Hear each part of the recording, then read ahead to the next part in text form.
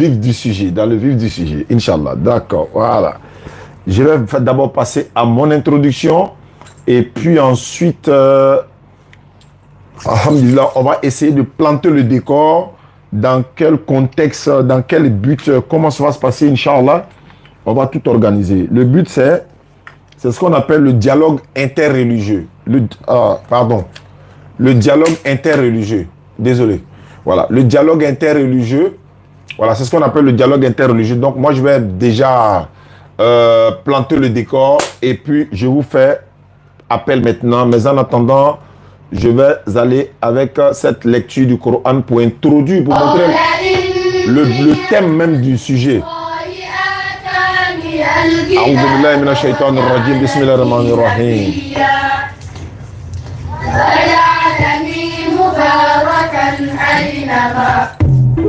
Qui a fait ça?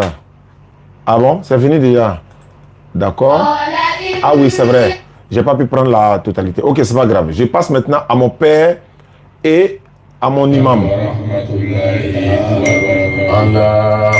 Allahumma iftah alayna abwaba fadlika wa yassir alayna adaina rahmatika ya arhamar rahimin ya rabbal alamin rabbana zidna ilman وأقلم وفهم على قراءة كتاب الكريم وكلامه القديم بحقك رب العرش اللهم أخرجنا من ظلمات وأكرمنا اللهم في الأمور كلها وأجرنا من خزي الدنيا وعذاب الآخرة ربنا بما أنزلت وتبعنا الرسول يا ربي فكتبنا مشاهد يا ذا الجلال والإكرام يا ربي ربنا آمنا بما أنزلت وتبعنا كرسول يا ربي على فكتبنا مشاهد جانبا. Ok. Alhamdulillah Rabbil Alamin wa salatu wa salam ala Rasulillah. Assalamu alaikum wa rahmatullahi wa barakatuh. Nous sommes à l'an 1447 de l'Égypte. Je dirais que nous sommes aujourd'hui, je peux dire le 4 ou 5 Muharram 1447 de l'Égypte. Je suis en direct et en exclusivité, vous qui nous suivez. Si c'est le matin que vous nous suivez, c'est votre live. Si c'est le soir, c'est votre live. Si c'est midi, peu importe le décalage horaire. Je suis avec Jean-Luc au téléphone. Jean-Luc, shalom, shalom, frère. Bonsoir.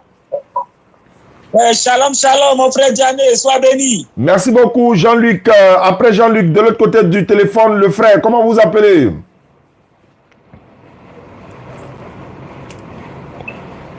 Je vous demande, voilà, alors, comment... Oui?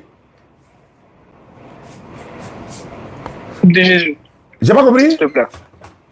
Disciple de Jésus. Ah, disciple de Jésus, ok, il n'y a pas de souci. L'autre frère musulman qui est en haut, comment vous appelez? Je m'appelle Amine. Amine. D'accord, Alhamdulillah Rabbil Alamin. Merci d'être là ce soir, tous ceux qui nous suivent à travers le monde. Le thème de ce soir est un thème capital. Donc Jean-Luc m'a appelé tout à l'heure. Il dit qu'ils étaient en train d'échanger en interne, voilà, sur un sujet très sensible. TikTok n'aime pas ce genre de sujet-là, mais on va essayer quand même. Dans le cas contraire, s'il y a des avertissements, on va stopper TikTok parce qu'on est en direct sur YouTube actuellement et Facebook. Et demain, vous allez retrouver les émissions là en relais, si je peux le dire ainsi, rediffusion encore et encore et encore, pour que vous puissiez bénéficier de ces enseignements-là. C'est la crucifixion de Jésus-Christ selon la Bible. Et le frère disciple de Jésus dit, Jésus-Christ a été crucifié sur la croix pour leurs péchés. Jean-Luc est pasteur. Jean-Luc dit non, c'est pas vrai. Et moi, musulman, nous savons que les musulmans disent déjà que Allah n'est là. Disons, ils ne l'ont ni, voilà, vous voulez les mots, voilà, ils ne l'ont ni crucifié, ni tué. Donc, Allah l'a élevé vers le Sourate 4, verset 156 à 159. Maintenant, en ce qui concerne la Bible, dans la Bible, parce que moi, je fais certes l'interreligieux, mais je vous promets que l'un des thèmes les plus difficiles, c'est démontrer selon la Bible que Jésus-Christ n'a ni été crucifié. Est-ce que vous comprenez? Mais pour le prouver, c'est difficile, à la fois facile. À la fois facile par rapport à l'interlocuteur, par rapport à celui qui est en face de toi. Quand tu vas le démontrer, les preuves à l'appui, s'il est sincère et honnête, il va accepter. Mais il est difficile pour un non-musulman pour accepter que Christ n'a pas été crucifié, parce que lui, sa foi est basée sur ça. 1 Corinthiens 15, 14 à 20, Paul l'a dit. Si Christ n'est pas crucifié, notre foi est vaine. C'est que nous avons prêché le faux, etc., etc. Donc, Jean-Luc est là ce soir. Moi, je suis le modérateur. Et l'autre frère aussi est modérateur. Il va nous accompagner. Je vais donner 5 minutes à chaque personne pour faire l'introduction. Et puis, après, on va passer au développement de 10 minutes chacun. Et par la suite, on va vous donner la parole. Ça se rappelle le dialogue direct. Sachez que la position du musulman, Allah dit wama qataluhu wama salabuhu walakin shubbiya lahum.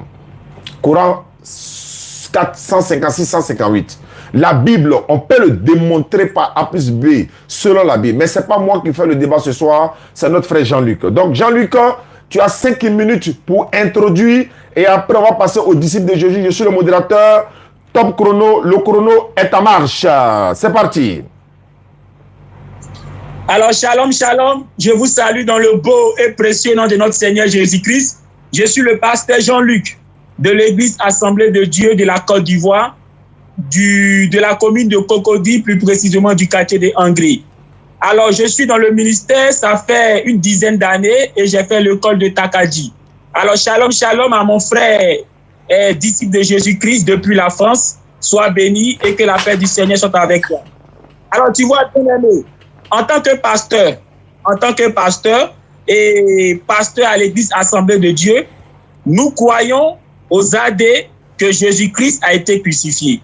Aux AD, c'est une croyance. Mais moi, en tant que pasteur Assemblée de Dieu, j'ai échangé avec des collègues pasteurs et ils ont fini par comprendre que la Bible, qui est un livre de foi, confirme effectivement que Jésus-Christ n'a pas été crucifié. Déjà, ce qu'il faut savoir, le mot crucifié, là, ça veut dire quelqu'un qui est mort sur une croix. C'est ça la définition du mot crucifié. Crucifié, ça veut dire que la personne a été mise sur une croix et elle est morte. Si quelqu'un a été mis sur une croix et que la personne n'est pas morte, on ne peut pas dire qu'elle a été crucifiée. Mais pour que la personne soit crucifiée, il faudrait qu'elle soit mise sur une croix et en plus d'être mise sur la croix, il faudrait qu'elle meure.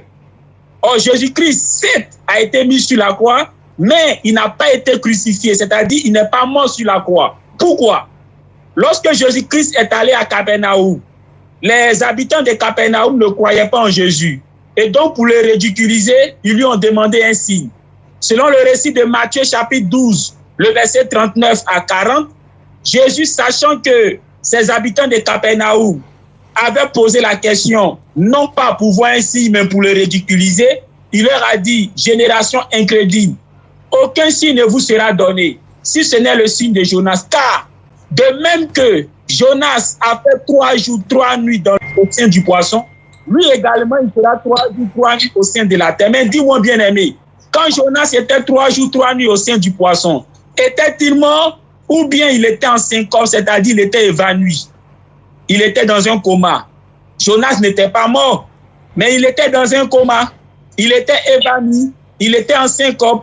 Jésus dit ça sera pareil pour lui. Il sera 3 jours, 3 nuits de la même manière au sein de la terre. Et après les 3 jours que Jonas a passé dans le ventre du poisson, que s'est-il passé? Le poisson l'a vomi et il est revenu en lui-même. Il a été réveillé de son coma. Il a été réveillé de son syncope. Il a retrouvé ses sens. De même aussi Jésus-Christ, après ces 3 jours, 3 nuits qu'il a passées au sein de la terre, étant inconscient, étant dans le coma, tout comme Jonas. Le 3e jour, Dieu l'a réveillé. Dieu lui a fait retrouver son bon sens. Dieu a fait qu'il a retrouvé ses facultés. Car, dit-il, il a été au sein de la terre de la même manière que Jonas a été au sein du poisson. Donc, pour que la prophétie de Jonas se réalise en Jésus, il fallait que Jésus ne soit pas mort, mais qu'il soit évanoui, qu'il soit en coma, qu'il soit en syncope. En science, on parle de mort clinique. Une mort clinique, c'est le coma, c'est le fait d'être évanoui, c'est le fait d'être en syncope. C'est différent de la mort biologique où cette mort-là, on se décompose. C'est-à-dire que quand tu es mort de façon biologique, ton corps se décompose. Jésus-Christ n'était pas mort biologiquement. La mort biologique, c'est la vraie mort. Mais la mort clinique, c'est le coma, c'est le fait d'être évanoui, c'est le fait d'être en syncope. C'est cette mort-là que Jonas a connue. Jonas n'était pas mort, mais il était dans le coma. Il était cliniquement mort. Raison pour laquelle le 3e jour, il a retrouvé ses sens, le poisson l'a vomi. Jésus-Christ aussi n'était pas mort, mais il était cliniquement mort. Raison pour laquelle le 3e jour, il a retrouvé ses sens. Dieu lui a fait retrouver toutes ses facultés. Le texte de Matthieu chapitre 27. Il te reste 30 secondes. Bon, je m'arrête là. Voilà, donc je vais utiliser les 30 secondes avant qu'il va développer encore. On va donner les mêmes 5 minutes d'introduction à le frère disciple de Jésus. Voilà, Jean-Luc a parlé de beaucoup de choses, il a développé un peu. Donc comme ceux qui sont en train de nous suivre actuellement sur Dawa dans la rue de TikTok, Oustaz Diané là, c'est à cause des propos là que je ne suis pas allé sur l'autre page officielle parce qu'on ne sait jamais. Les propos qui vont sortir dans ce thème-là sont un peu lourds en fait. Donc c'est pour ça que je suis venu ici. L'autre page là, on a qu'à rester tranquille. Donc Aïcha, signale à tout le monde de venir ici rapidement sur le TikTok. Voilà. Et après, je vais passer un communiqué. Inch'Allah ta'ala. Donc je vais remettre le chrono. Attendez que ça va sonner maintenant. Voilà. Voilà. Donc le chrono a sonné. On va donner 5 minutes à le frère disciple de Jésus. C'est parti, disciple de Jésus, c'est parti. Alors, bonsoir pour tout le monde.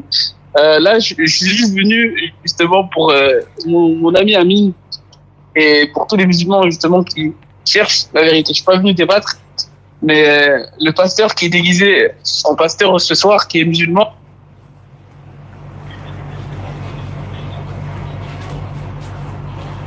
mes paroles simples.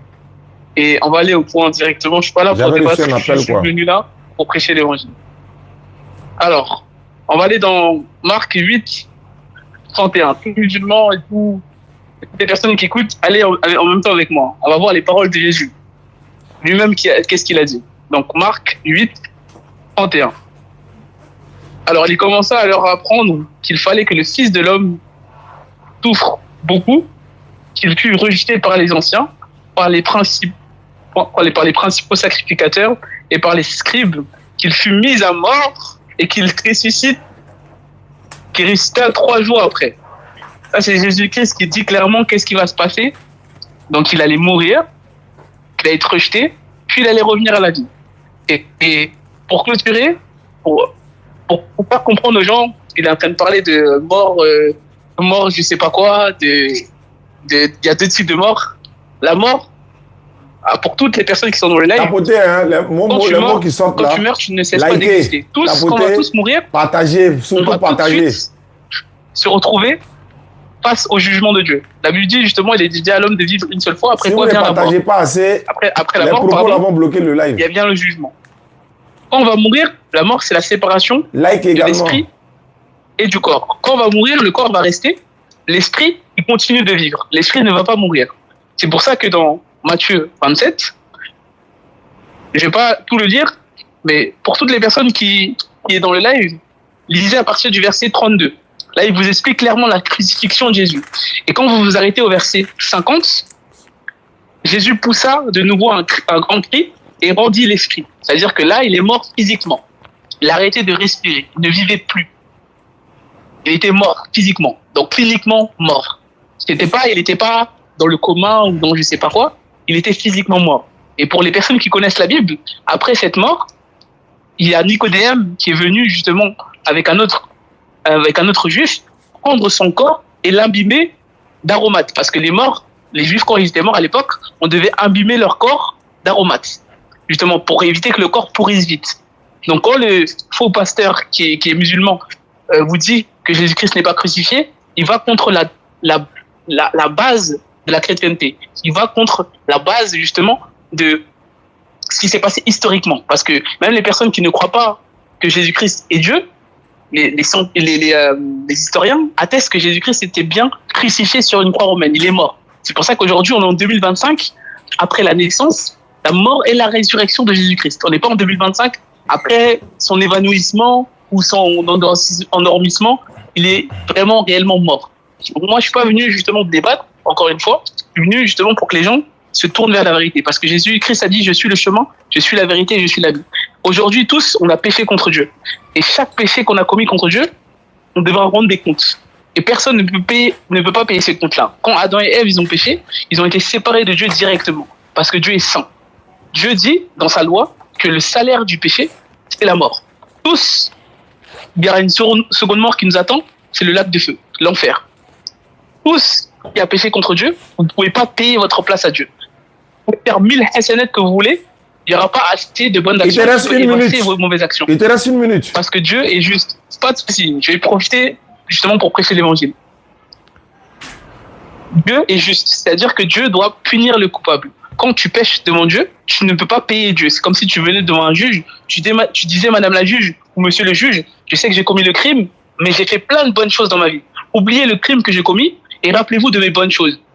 Un bon juge et un juste juge, même s'il a la peine pour vous, il est obligé d'appliquer la loi. La loi dit que chaque criminel mérite une condamnation. Devant Dieu, Dieu est juste. Un seul péché nous sépare de Dieu. Il n'y a pas 1000 péchés qui nous séparent de Dieu. Il n'y a pas 1000 péchés qui nous condamnent à l'enfer. Un seul péché. C'est pour ça qu'Adam et Ève, ils n'ont pas péché 40 000 fois. Ils ont péché une seule fois et tout de suite, ils ont été rejetés de la présence de Dieu parce que Dieu est saint. Et Dieu demande justement que le coupable paye le prix. Mais Jésus-Christ est venu payer ce prix à votre place. Et sa parole dit justement, demandez-lui. Demandez et vous recevrez. Si vous ne croyez pas en mes paroles, croyez en Jésus. Jésus dit, toute personne qui vient à lui ne le rejettera pas. Donc faites appel au nom de Jésus, vous serez sauvés. Le temps est fini. Ça, c'est tout ce que je voulais dire. D'accord. Merci beaucoup. Il a donné son développement. Salut. Oui? Salam. Oui, c'est bon? Ok. Merci pour les 5 minutes. Je suis le modérateur, mais je voulais corriger quelque chose. Jean-Luc n'est pas musulman. Qui est parti là? Il faut l'ajouter. Il a vu ou bien il est parti? Il est descendu? Il est parti, attends. Non, il n'a pas venir. Ah, tu ne peux pas venir. Tu ne peux pas venir prêcher l'évangile et puis après poser question. Voilà, parce qu'il y a ce que vous dites et puis il y a ce qui est écrit. Voilà, donc on est devant voilà, le peuple. Voilà, les fidèles sont là, musulmans comme chrétiens, ils doivent découvrir la vérité. Voilà, on va passer maintenant aux 10 minutes. Tu le sonnes? Ouais, il faut le sonner. Il ne faudrait pas qu'il parte comme ça. Après qu'on ait lancé le live, c'est pas normal. Alors, on s'était mis d'accord. Donc, je pense que soit il a reçu un appel, Ah, il est là. Ah, tu avais reçu un appel. Ok, il n'y a pas de souci. Ou bien, bon, je sais pas. D'accord. Donc, comme je voulais préciser, Jean-Luc n'est pas musulman. Je voulais vous préciser, il n'est pas musulman. Pourquoi? Il est pasteur. Il le dit lui-même. À quoi c'est il a quoi mentir? Si le jour il va se convertir en islam, ça serait une grande chose même pour la communauté musulmane. Il y a prophète, le prophète Guillaume Kofi qui dit Jésus n'a pas été crucifié. Il y a beaucoup de chrétiens qui le disent. Les témoins de Jéhovah disent Jésus n'est pas Dieu. Est-ce qu'ils sont musulmans pour autant? Non, il ne faut pas faire ça parce que quelqu'un n'est pas d'accord avec toi. Sur ce principe-là, tu dis qu'il devient musulman automatiquement. Non, je voulais corriger cela. Jean-Luc, voilà le point du frère. Tu as 10 minutes. Maintenant, on commence les 10 minutes maintenant. Top chrono, c'est parti. Jean-Luc, tu as 10 minutes. Voilà. Alors, encore une fois, shalom. Bien aimé, j'ai bien compris ton développement de 5 minutes. Alors, on va revenir sur le récit de Matthieu chapitre 12, le verset 39 à 40. Jésus dit à ses contemporains qu'aucun signe leur sera donné si ce n'est le signe de Jonas. Et il dit, de même que Jonas a été 3 jours, 3 nuits au sein du poisson, de même lui, Jésus, il sera 3 jours, 3 nuits au sein de la terre. Mais est-ce que Jonas, quand il était au sein du poisson, là, était-il mort ou bien il était en syncope, c'est-à-dire qu'il était évanoui?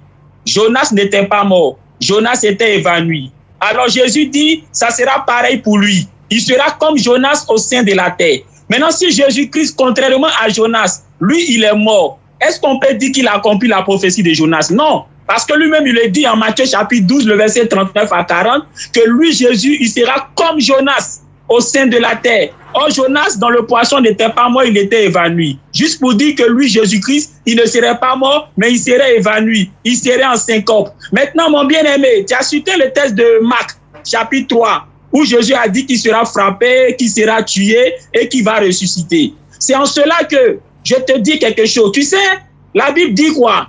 Que la nuit où Jésus-Christ a été arrêté, selon le récit de Matthieu chapitre 26, cette même nuit, tous les disciples ont fui.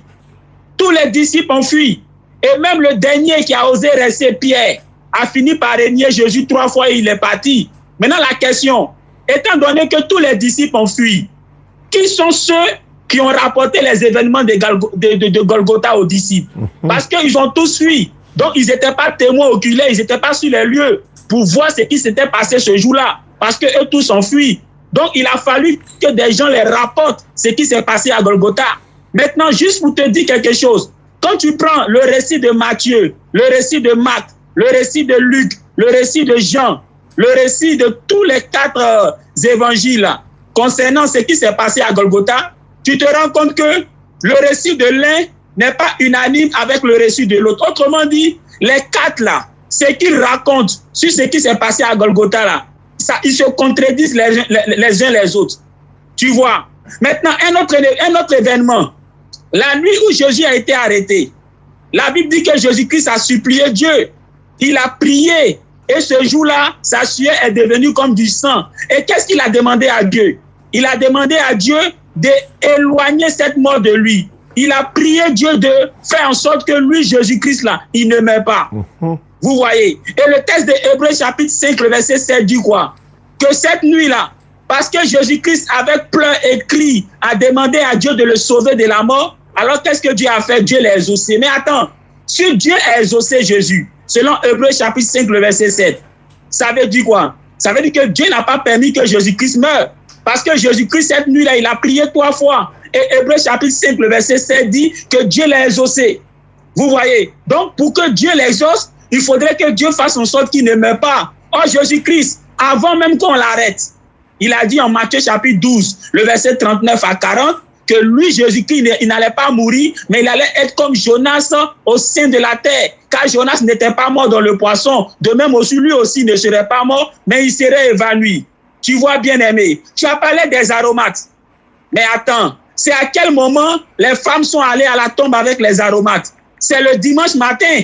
Et lorsqu'elles sont parties à la tombe avec les aromates, qu'est-ce qui s'est passé? Jésus-Christ était déjà, n'était plus dans la tombe. Donc Dieu n'a même pas permis que ces femmes embaument le corps de Jésus-Christ avec les aromates. Mais ça doit nous parler. Si Jésus-Christ était vraiment mort, pourquoi Dieu n'a pas permis aux femmes-là d'embaumer Jésus-Christ? C'est-à-dire, elles vont à la tombe avec les aromates, et puis elles arrivent à la tombe, elles voient qu'il n'est plus dans la tombe. Pourquoi Dieu n'a pas permis que ces femmes-là l'embaument? C'est un message pour dire que Jésus-Christ n'était pas mort.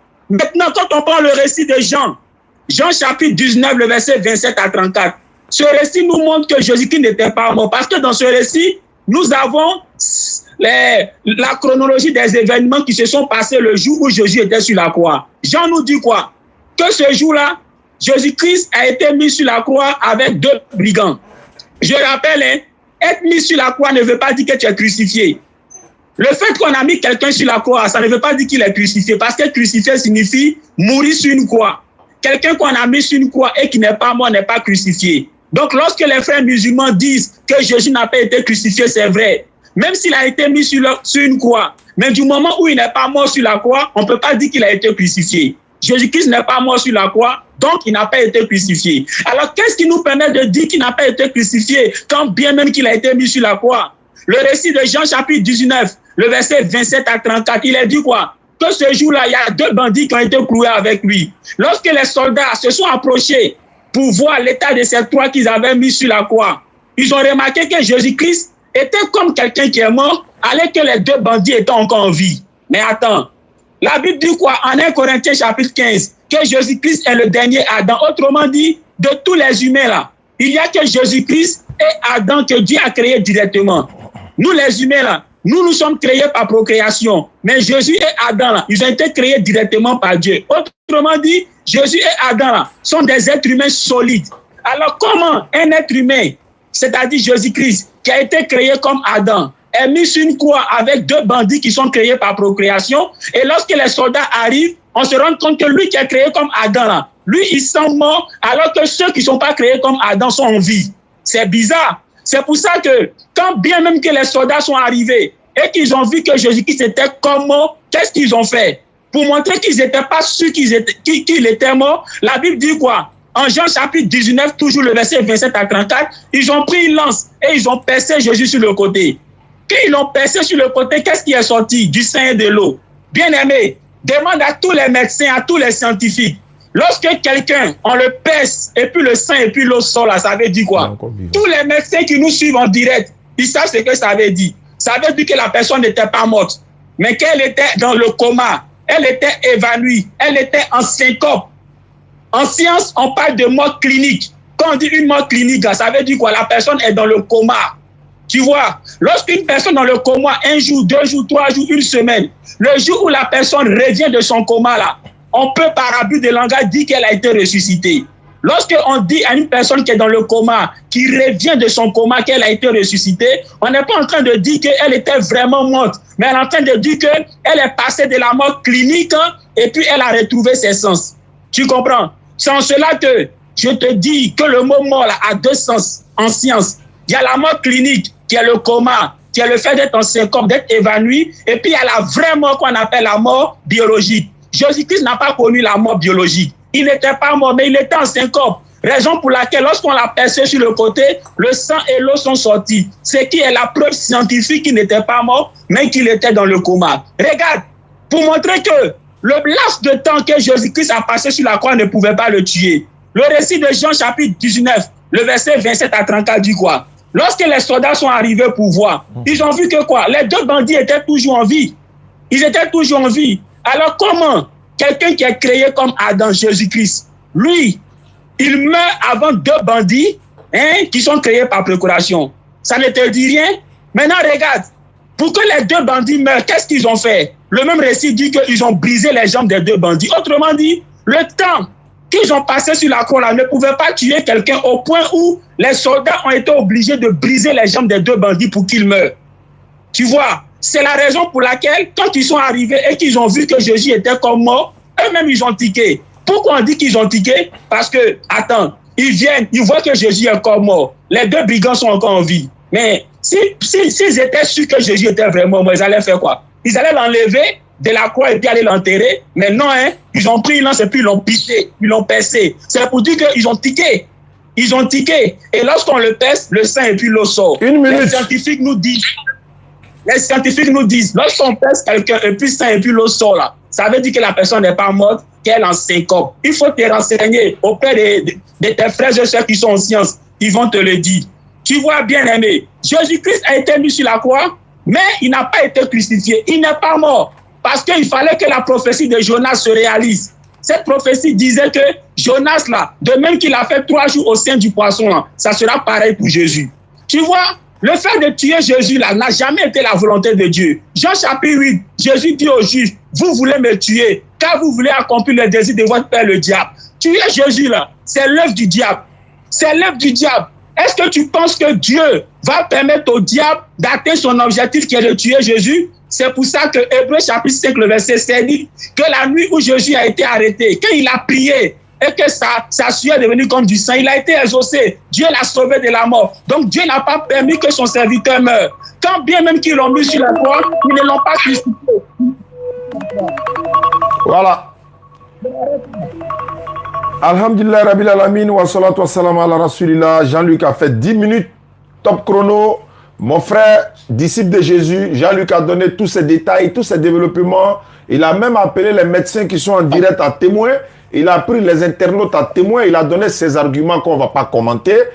Tu as 10 minutes. Disciple de Jésus, démontre-nous le contraire de ce qu'il a dit. C'est ça aussi le dialogue interreligieux. C'est parti. Alors, ainsi comme ça, mais je ne suis pas venu pour débattre encore une fois. Et je vais juste vous réciter un verset. ce qu'il est en train de dire. Donc, je sais pas si c'est un sketch ou c'est organisé ou... Les gens, écoutez ce qu'il est en train de dire. Il est en train de dire que Jésus, donc avant la crucifixion de Jésus, il a été battu. Bonjour, mon nom c'est... Et après l'avoir fouetté, on l'a crucifié physiquement avec des clous. Et quand ils l'ont crucifié, Jésus était mort sur la croix et on l'a percé le côté. C'est-à-dire, imaginez-vous, on prend un couteau et on vous perce le côté. Et il y a du sang et de l'eau qui sort. Donc lui, il dit qu'il était dans le coma. À l'époque, il n'y avait pas de médecin comme maintenant, il n'y avait pas d'urgence comme maintenant. Donc lui, après tout ça, lui dit que Jésus était juste dans le coma. Et miraculeusement, il est sorti du coma, intact, sans rien du tout. Et il est en train de vous faire croire que Jésus-Christ, encore une fois, n'est pas mort, d'après ces théories scientifiques qui ne sont pas bibliques. Mais moi, je vais vous sortir une prophétie dans Isaïe. Je ne vais pas parler beaucoup, je ne vais pas faire 5 minutes. Je veux juste que les personnes se tournent vers la vérité, parce que moi, je ne suis pas venu jouer. Là, ce n'est pas un débat, c'est vos âmes qui est en jeu. Si aujourd'hui, Jésus-Christ est le chemin, et sa parole dit justement que toute personne qui ne croit pas en lui, c'est-à-dire qui ne croit pas en son œuvre à la croix, qu'il est mort et ressuscité pour le pardon des péchés, mourra éternellement en enfer, c'est vos âmes qui sont en jeu. Moi, je n'ai rien à gagner, je n'ai pas d'hasanat, je n'ai rien du tout à gagner, mes frères. Moi, je veux juste que vous fassiez une seule chose. Au lieu d'écouter les gens débattre, prenez l'évangile, commencez par l'évangile de Jean et lisez de vous-même. Qu'est-ce qui s'est passé? Lisez de vous-même ou vous laissez détourner par des personnes soi-disant pasteurs et déguisés en pasteurs ce soir, et or que c'est un musulman. Bref, je vais vous prendre une prophétie qui a été dans Isaïe 53. On va lire l'Isaïe 53 entier. Et ça vous explique, ça c'est avant le Nouveau Testament, pour les gens qui ne connaissent pas. Ça c'est la prophétie sur le Messie. Donc qu'est-ce qu'il devait traverser? Ça c'est vous expliquer avant même Jésus. Ça c'est des années, des milliers d'années, des centaines d'années avant que Jésus arrive. Donc on va les lire entièrement. Et après je vais m'arrêter là. Alors, on commence par Isaïe 53, tout le chapitre entier. Qui a cru en notre prédication? À qui le bras de l'Éternel a-t-il été révélé? Il a grandi devant lui, comme une jeune plante, comme un rejeton qui sort de la terre, d'une terre toute sèche. Il n'avait ni beauté ni splendeur, propre à attirer nos regards, et son aspect n'avait rien pour nous plaire. Méprisé et délaissé par les hommes, homme de douleur, habitué à la souffrance, il était pareil à celui face auquel on détourne la tête. Nous l'avons méprisé, nous n'avons fait aucun cas de lui. Pourtant, ce sont nos souffrances qu'il a portées, ce sont nos douleurs qui s'est chargé. Et nous l'avons considéré comme puni, frappé par Dieu et humilié. Mais lui, il a été blessé à cause de nos transgressions, brisé à cause de nos fautes. La punition qui nous donne la paix est tombée sur lui. Et c'est par ces blessures que nous sommes guéris. Nous étions tous comme des brebis égarées. Chacun suivait sa propre voie. Et l'Éternel a fait tomber sur lui nos fautes à tous. Il a été maltraité. Il était humilié. Il n'a pas ouvert la bouche. Pareil à un agneau qu'on mène à l'abattoir, à une brebis muette devant ceux qui l'attendent. Il n'a pas ouvert la bouche. Il a été enlevé sous la contrainte et sous le jugement. Et dans sa génération, qui s'est inquiété de son sort? Qui s'est soucié de ceux qui étaient exclus de la terre des vivants, frappés à cause de la révolte de mon peuple? On a mis son tombeau parmi les méchants, sa tombe avec les riches, alors qu'il n'avait pas commis de violence et qu'il n'avait pas eu de tromperie dans sa bouche. L'Éternel a voulu le briser par la souffrance. Si tu fais de sa vie un sacrifice de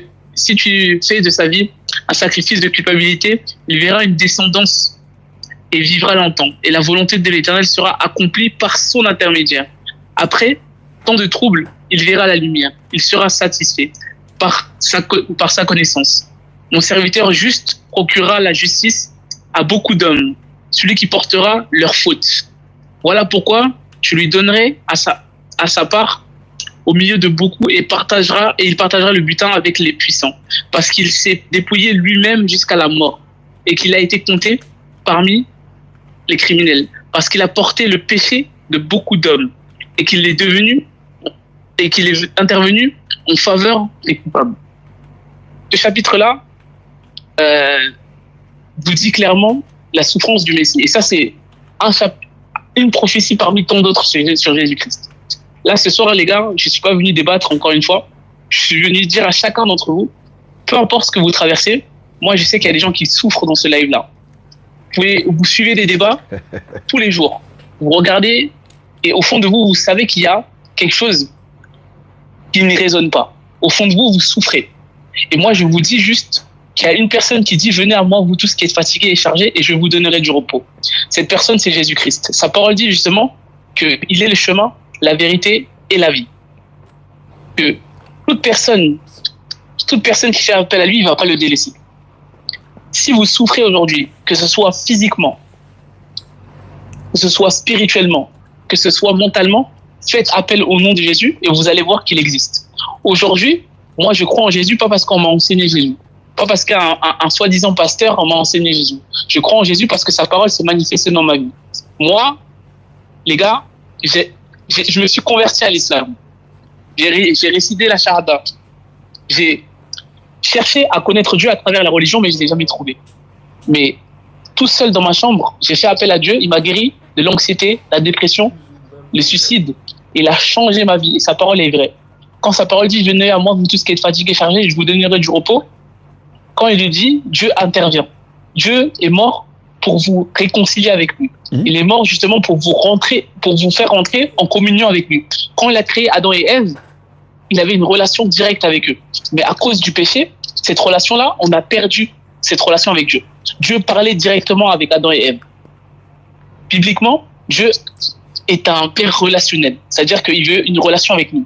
Et aujourd'hui, vous pouvez avoir cette relation-là à partir du moment où vous acceptez Jésus-Christ en tant que Seigneur et Sauveur. Sa parole dit justement, celui qui confesse de sa bouche que Jésus-Christ est Seigneur et croit dans son cœur que Dieu l'a ressuscité sera sauvé. Juste faites appel à lui. Si vous doutez, faites appel au nom de Jésus. Demandez-lui clairement si vraiment il est qui il se dit être dans la Bible. Il vous le montre, il vous le montrera. Je parle pas à n'importe qui, je parle à une personne en particulier. Cherche-le de tout ton cœur et tu vas le trouver. Fais appel à son nom et tu verras qu'il existe. Ne perds pas ton temps dans les débats. Ce qui compte, justement, c'est la vérité. Et Jésus a dit, je suis le chemin, je suis la vérité et je suis la vie. Il n'a pas dit, je suis l'un des chemins. Il a dit, je suis le chemin. Va vers lui et tu verras qu'il va te sauver. C'est tout ce que je voulais dire. Sur ce, passez une bonne soirée et que Dieu vous bénisse. Merci beaucoup. Il te restait encore 2 minutes. Hein? Tu as encore 2 minutes. C'est fini. Je ne suis pas venu pour débattre. Passez une bonne soirée. Bon, d'accord. Donc, si on doit passer une bonne soirée, ça veut dire quoi? Bon, tu es là. Dans bonne soirée, là, Jean-Luc va donner... Attends le son. Ok.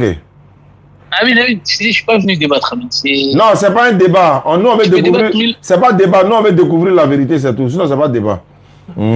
Voilà. Si vous voulez découvrir la vérité, lisez les évangiles de vous-même. Laissez pas les gens interpréter l'évangile. Ouais, y a pas de problème. Lisez pour vous et vous allez voir ce que la parole de Jésus dit. Il n'y a pas de problème. Donc, comme tu l'as dit, mais tu attends quand même, comme on a déjà enclenché, Jean-Luc est là et tu as dit que Dieu est mort pour nous sauver. Bon, ça, Jean-Luc va essayer de parler de tout ça. Donc, normalement, on a fait... Bon, ce qu'on va faire, on a fait 10 minutes de part et d'autre. Comme le frère, j'ai l'impression qu'il veut partir. Mais bon, Jean-Luc, tu penses que tu vas développer ou bien on va faire le dialogue direct en même temps? Non, je vais développer rapidement, peut-être 2, 3 minutes, 5 minutes. Bon, d'accord. Puis... Voilà, donc Jean-Luc, à toi de développer. Sinon, normalement, tu as 10 minutes, il faut développer. Et puis, si tu n'as pas fini le temps, vous allez faire un dialogue direct. Parce que voilà, le frère pense que lui n'a plus rien à dire. Bon, pas beaucoup de choses. On va pouvoir se poser des questions. Peut-être dans la série de votre échange, on va découvrir encore d'autres vérités. Allons-y, c'est parti. Alors, bien-aimé depuis la France, shalom, shalom. Ça me fait plaisir de t'entendre dire ça parce que je suis pasteur. Et moi-même, au début, je croyais que Jésus-Christ est venu pour mourir. Parce que c'est ce qu'on nous enseigne un peu partout. Mais en lisant la Bible, j'ai compris que Jésus-Christ n'était pas venu pour mourir. Mais il est venu pour annoncer la bonne nouvelle. Luc chapitre 4, le verset 17. Lorsqu'il est allé dans la synagogue le jour du sabbat et qu'on lui a donné le rouleau d'Isaïe, il a fait la lecture pour dire que Dieu lui a donné son esprit afin de pouvoir annoncer la bonne nouvelle. Tu vois, le texte de Jean chapitre 3, le verset 16. Car Dieu a tant aimé le monde qu'il a envoyé son fils. Le Dieu qui a tant aimé le monde là, ce n'est pas lui qui est venu, mais il a envoyé son fils. Lorsqu'on parle de fils de Dieu, la Bible montre que même les anges sont fils de Dieu. Genèse chapitre 6, le verset 1 à 2. Adam est fils de Dieu. Luc chapitre 3, le dernier verset. Et bien aimé, à l'église, entre nous, on s'appelle enfant de Dieu. Juste pour dire que toi et moi, nous sommes fils de Dieu. Donc Dieu a plusieurs fils. Et parmi ces fils, Jésus en fait partie. Juste pour dire que fils de Dieu signifie quoi? Serviteur de Dieu. Donc Dieu a tant aimé le monde qu'il a envoyé son fils, son serviteur, afin que quiconque croit en lui, Jean ne dit pas afin que quiconque croit en sa mort. Donc Dieu n'a pas envoyé son fils pour que nous croyions en sa mort, mais pour que nous croyions en son fils. Croire en son fils, ça veut dire quoi? C'est croire que c'est Dieu qui l'a envoyé. Parce que quand Dieu l'a envoyé, Dieu lui a donné un message qui est l'évangile. Jésus-Christ dit en Luc chapitre 4, Dieu m'a envoyé pour annoncer la bonne nouvelle. Donc c'est cette bonne nouvelle que Jésus-Christ a communiquée là. C'est en cette bonne nouvelle que nous devons croire pour avoir la vie éternelle. Lorsque un scribe a demandé à Jésus, Maître, que dois-je faire pour avoir la vie éternelle? Jésus n'a pas dit, faut croire en moi pour avoir la vie éternelle. Il a dit, suis les commandements et tu auras la vie éternelle. Donc, et après, il a dit, qu'est-ce qu'il a dit à la fin? L'apôtre Paul, en 1 Corinthiens chapitre 6, le verset 9, dit, bien-aimés, ne savez-vous pas que les injustes n'hériteront pas du royaume des cieux? Ne vous trompez pas, les fornicateurs, les ivrognes, les idolâtres, c'est Paul qui parle, hein, n'entreront pas dans le royaume des cieux. Donc Paul même, qui a parlé de la grâce là, il dit un ivrogne, un idolâtre, un fornicateur ne va pas entrer dans le royaume des cieux. Tu vois, la Bible ne dit pas que pour avoir le salut, il faut croire seulement en Jésus-Christ. Parce que, il dit croire seulement en Jésus-Christ. La Bible ne dit pas que pour avoir le salut, il ne faut rien faire et puis tu auras le salut. La Bible dit, pour avoir le salut là, il ne faut pas pratiquer la fornication. Il ne faut pas pratiquer l'idolâtrie. Autrement dit, il faut pratiquer les bonnes œuvres. Et c'est ce que Jésus-Christ a dit. Lorsque le scribe lui a demandé que dois-je faire pour avoir la vie éternelle, il lui a dit, tu connais les commandements, pratique les commandements et tu auras la vie éternelle. Maintenant, Dieu sait que malgré notre bonne volonté là, même si nous pratiquons les commandements, il peut nous arriver de trébucher. C'est en cela que la grâce existe. La Bible dit que Dieu fait grâce à ceux qui le craignent. Celui qui ne craint pas Dieu là, Dieu ne peut pas lui faire grâce. Mais celui qui craint Dieu là, c'est à lui que Dieu fait grâce. C'est comme à l'école, il y a des élèves qui bossent et puis il y a ceux qui ne bossent pas. Lui qui bosse là, même s'il a une mauvaise note là, le professeur peut lui faire grâce parce que l'élève là il bosse, mais quand même il a une mauvaise note. Mais l'élève qui ne bosse pas, qui s'en fout là, s'il a une mauvaise note là, le professeur peut décider de ne pas lui faire grâce parce que l'élève là même là il s'en fout. De même aussi Dieu là, Phone 1 disconnected. Phone 1 connected. Que Christ a prêché. C'est pour ça que Jacques peut dire dans sa lettre, dans le livre de Jacques, il a dit, la foi sans les œuvres peut-elle nous sauver? Non, parce que la foi là, elle se traduit dans les œuvres. La foi là, la vraie foi selon la Bible là, elle se traduit dans les actes. Et Jacques dit quoi? Même Abraham, le père de la foi là, c'est à cause de ses actes qu'il a été appelé le père de la foi. Pourquoi? Parce qu'il ne s'est pas retenu à aller offrir son fils en sacrifice. Donc sa foi s'est traduite dans ses actes. Il a parlé de Rahab. Rahab aussi a manifesté la foi parce qu'elle a posé des actes en mettant à l'abri, on va dire, ces Hébreux qui étaient venus espionner Jéricho. Maintenant, je reviens sur le thème rapidement. Le thème ici, là, Jésus-Christ dit en Matthieu chapitre 12, là, que lui, là, il sera comme Jonas au sein de la terre.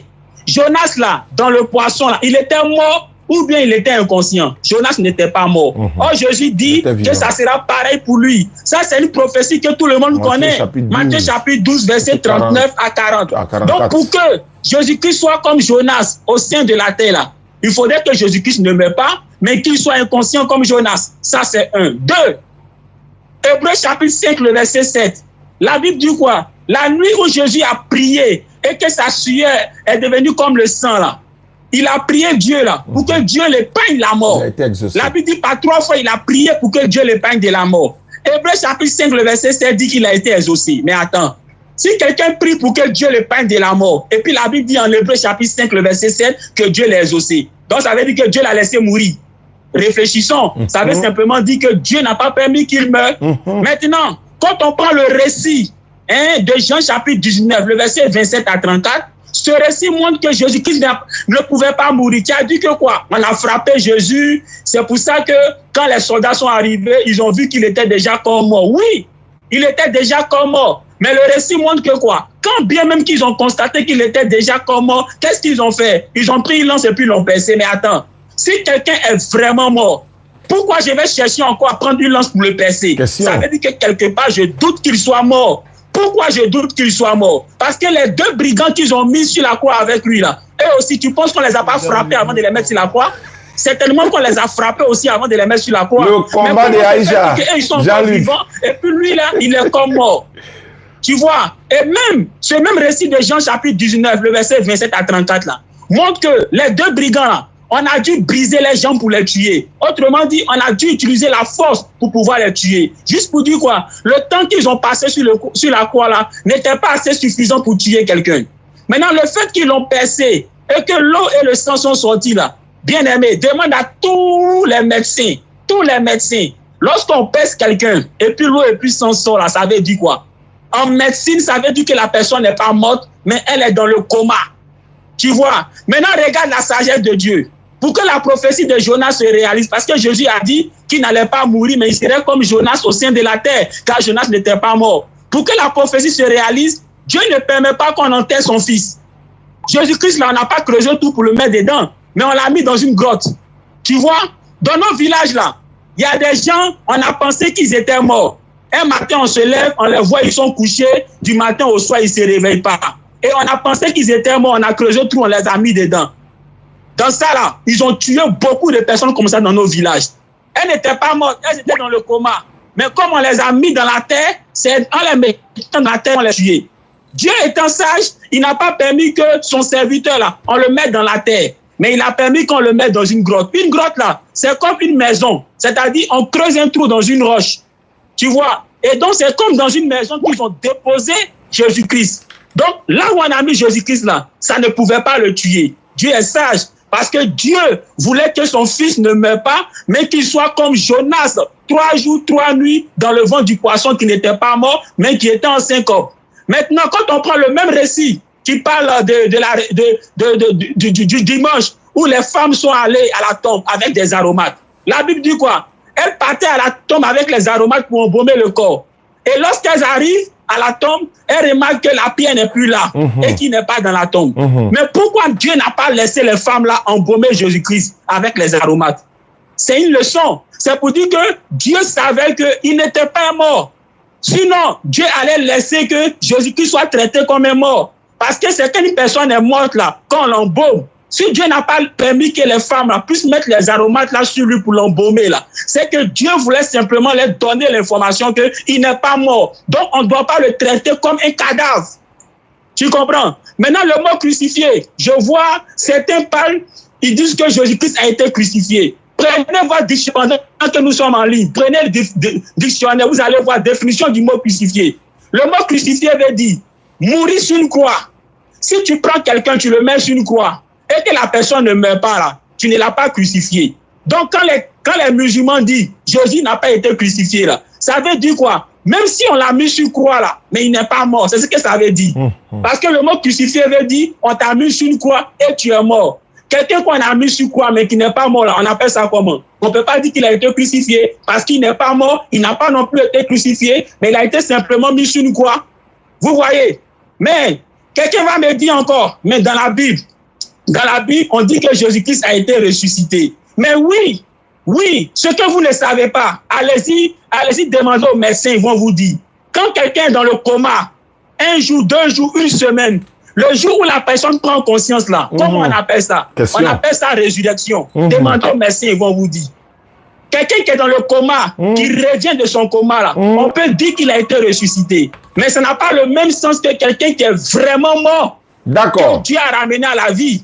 Un peu comme Lazare qui pourrissait. Pour Lazare, là, c'était pas moi clinique, hein. C'était vraiment. 10 minutes. Mais comment Jésus a fait les 10 minutes sont en train. Les 10 minutes sont en train. Tu as fait déjà les 10 minutes. Oui.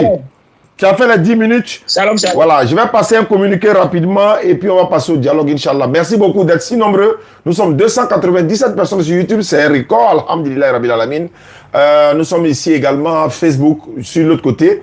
Voilà, alhamdulillah, merci à Jean-Luc d'être présent. Merci au frère également Lionel. Voilà, il est disciple de Jésus, mais il s'appelle Lionel. D'accord, l'autre frère musulman également. Je voulais rapidement dire à ceux qui nous suivent à travers le monde, nous avons lancé une opération où on fait des puits châteaux. Voilà, vous le savez, hein, on fait des puits. Pour ceux qui veulent faire des puits, ils sont aux États-Unis, en France, un peu partout, en Europe, partout dans le monde. Vous voulez réaliser un puits à la mémoire de l'un de vos parents, de vos épouses, etc., ou des parents qui sont décédés. Vous nous contactez, les numéros sont là, on peut réaliser les puits là pour vous, parce qu'on en a fait une quinzaine déjà. Il y a 3 encore qu'on va aller inaugurer dans les jours qui viennent, Inch'Allah. Et j'ai un voyage international dans quelques jours. Après ce voyage, dans la sous-région, en Afrique, ici quelque part, quand on va revenir, Inch'Allah, on va aller faire l'inauguration de ces puits-là. Et on a lancé cette opération pour dire, on a besoin de 15 personnes pour réaliser un puits château. Il y a beaucoup de personnes qui veulent faire des puits, mais ils n'ont pas les moyens personnels pour faire individuellement. Donc, on a trouvé l'idée avec l'accord d'un frère ou bien l'idée d'un frère. Et nous, il faut lancer comme ça, 15 personnes peuvent participer pour réaliser un puits château. Après les 15, on peut collecter encore 15 personnes pour faire un puits château. Donc, tu ne te penses pas assez, mais tu as participé dans un puits château. Donc, certains ont commencé à participer. Ils ont envoyé le nom de leur papa, maman, à qui ils veulent faire cette dédicace. Eux-mêmes leur nom, lors de l'inauguration, quand ça va être construite, lors de l'inauguration, on va citer le nom de toutes ces personnes qui ont participé. Donc, n'oubliez pas de me contacter pour avoir plus d'informations.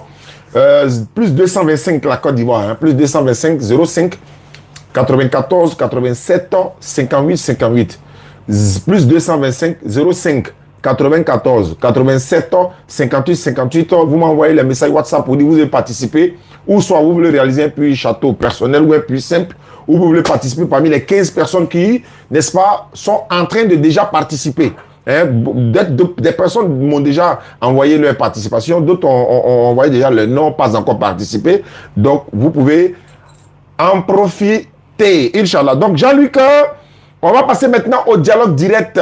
Vous allez échanger directement, vous poser des questions pour que nous puissions comprendre. Mais en attendant, si mon frère musulman qui est là-haut, qui a fait venir le frère Lionel, s'il a quelques questions à poser ou bien s'il a quelque chose à dire. Non, alhamdoulilah, j'ai bien compris les développements. Là, il faut passer au dialogue direct, Inch'Allah. Juste une question par rapport au puits. Je me permets de poser question.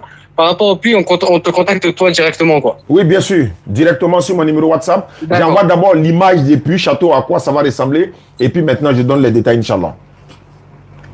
Alhamdulillah. Donc, on peut passer au dialogue direct, Inch'Allah. D'accord. Jean-Luc et le frère Lionel, disciple de Jésus.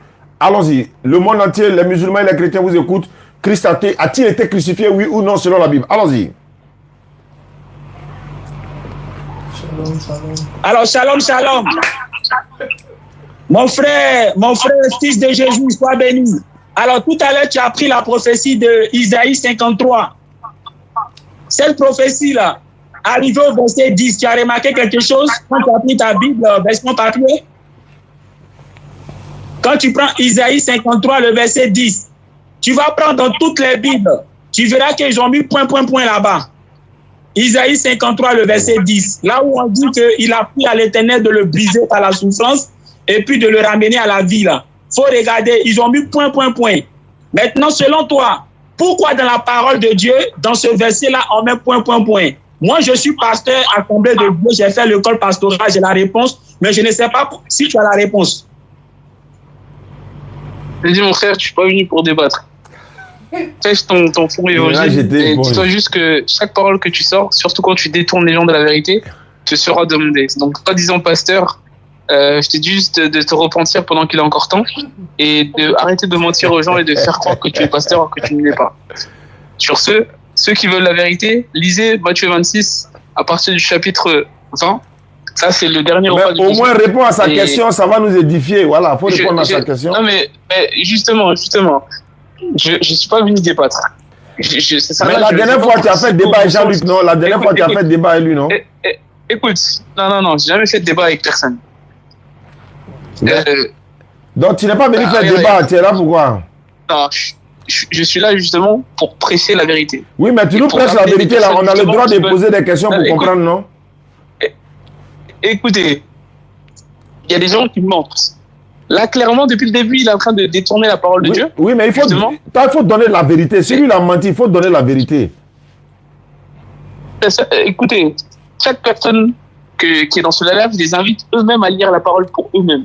Non, on n'est pas à l'église en fait. Regardez, écoutez, lisez Jean 8 de vous-même, vous allez voir qui est Jésus, et lisez justement l'évangile de vous-même. N'écoutez pas les gens. Moi, je peux vous dire quelque chose, c'est ce que j'ai dit là. Lisez vous de vous-même. Ouais, Écoutez pas les gens. On va lire, mais on n'est pas à l'église. Le problème, c'est qu'on est sur un terrain neutre où, ici, là, on veut comprendre, on veut savoir. Jean-Luc va poser des questions, il va aussi développer. On va comprendre.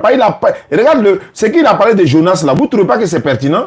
Il dit Jonas, Jésus dit, lui, il va donner un miracle qui sera comme celle de Jonas. À vous d'expliquer que non, s'il a dit ça, voilà, parce que Jonas était mort. Si Jonas était mort dans le ventre du poisson, c'est que la prophétie de Jésus se réalise. Jean-Luc a déposé ça, mais vous ne répondez pas à ça, mais vous tournez à côté, alors que nous, on veut comprendre. Mais regardez, il sort déjà ça de son contexte, premièrement. Voilà. Deuxièmement, quand je lui ai dit justement que Jésus lui-même a dit de sa bouche qu'il doit souffrir et mourir. Il n'est pas plus clair que ça. D'accord, mais il va répondre à ça au moins. Attends, il va répondre à ça. Tu lui poses des questions et puis il va répondre, c'est pas mieux? Mais justement, regarde, il répond tout seul à ces questions.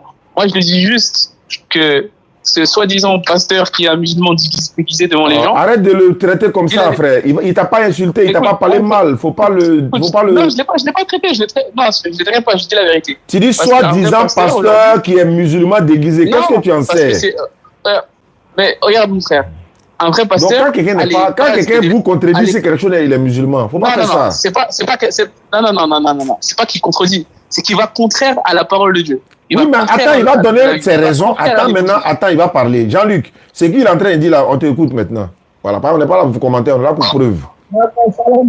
Alors, mon frère, fils de Jésus, effectivement, je comprends ta réaction.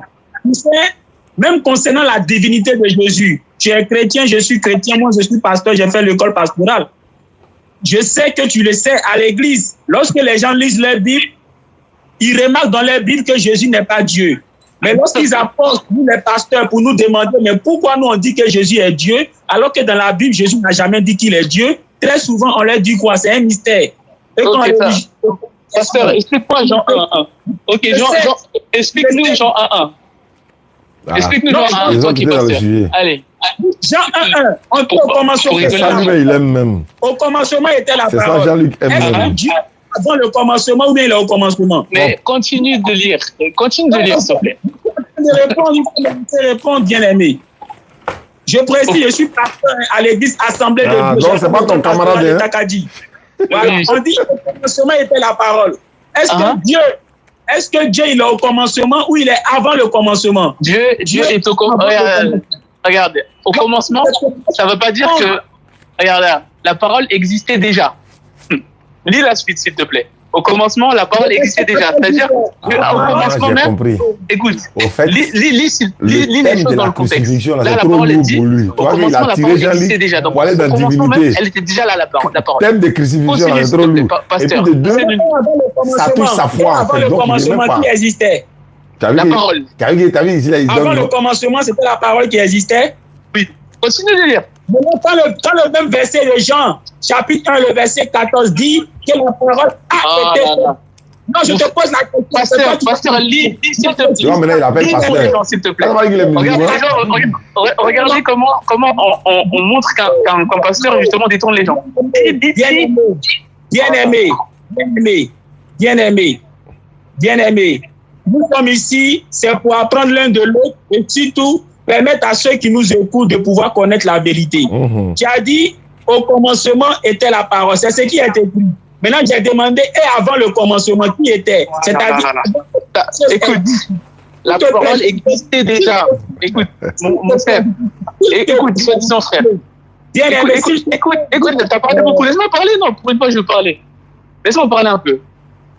Quand tu dis un verset, lis le verset complètement pour que les gens comprennent bien.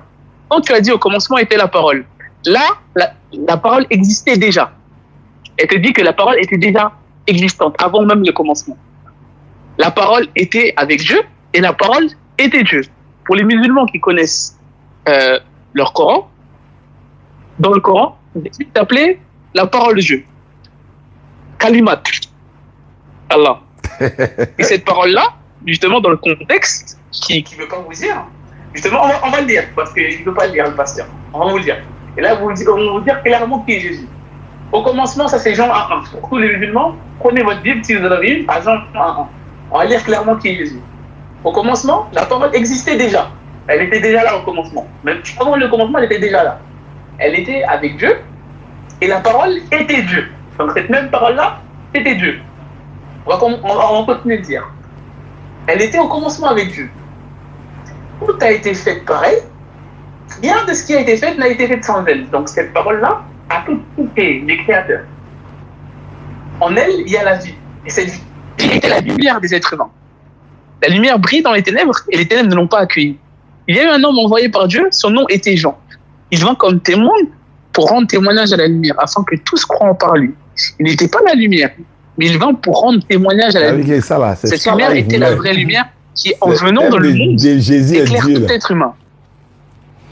Elle était dans le monde, et le monde a été fait par elle. Donc la parole a été faite. Cette parole-là a créé les êtres humains. Pourtant, le monde ne l'a pas connue. Donc, elle est venue dans le monde ne l'a pas connue. Elle est venue chez les siens, et les siens ne l'ont pas accueillie. Mais à tous ceux qui l'ont accepté, ça c'est pour tout le monde là, mais à tous ceux qui l'ont accepté, à ceux qui croient en son nom, elle a donné le droit de devenir enfants de Dieu. Puis, puisqu'ils sont nés non du fait de la nature, ni par la volonté humaine, ni par la volonté d'un mari, mais qu'ils sont nés de Dieu. Au moment où vous allez croire en Jésus, vous allez devenir enfant de Dieu, et Dieu va vous changer.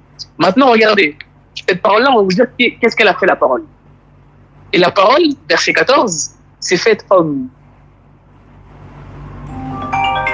C'est qui? Une gloire comme celle du Fils unique venu du Père. Donc, au commencement, cette parole-là, donc la parole de Dieu, et chez les musulmans, Jésus est appelé la parole de Dieu, cette parole-là, on vous dit qu'elle a été faite chair, c'est-à-dire qu'elle est devenue être humain. Et ce pasteur-là, quoi, je veux qu'il m'explique ce contexte-là. Que cette parole-là, qui était Dieu, pourquoi il l'appelait Dieu? Pasteur, je t'écoute.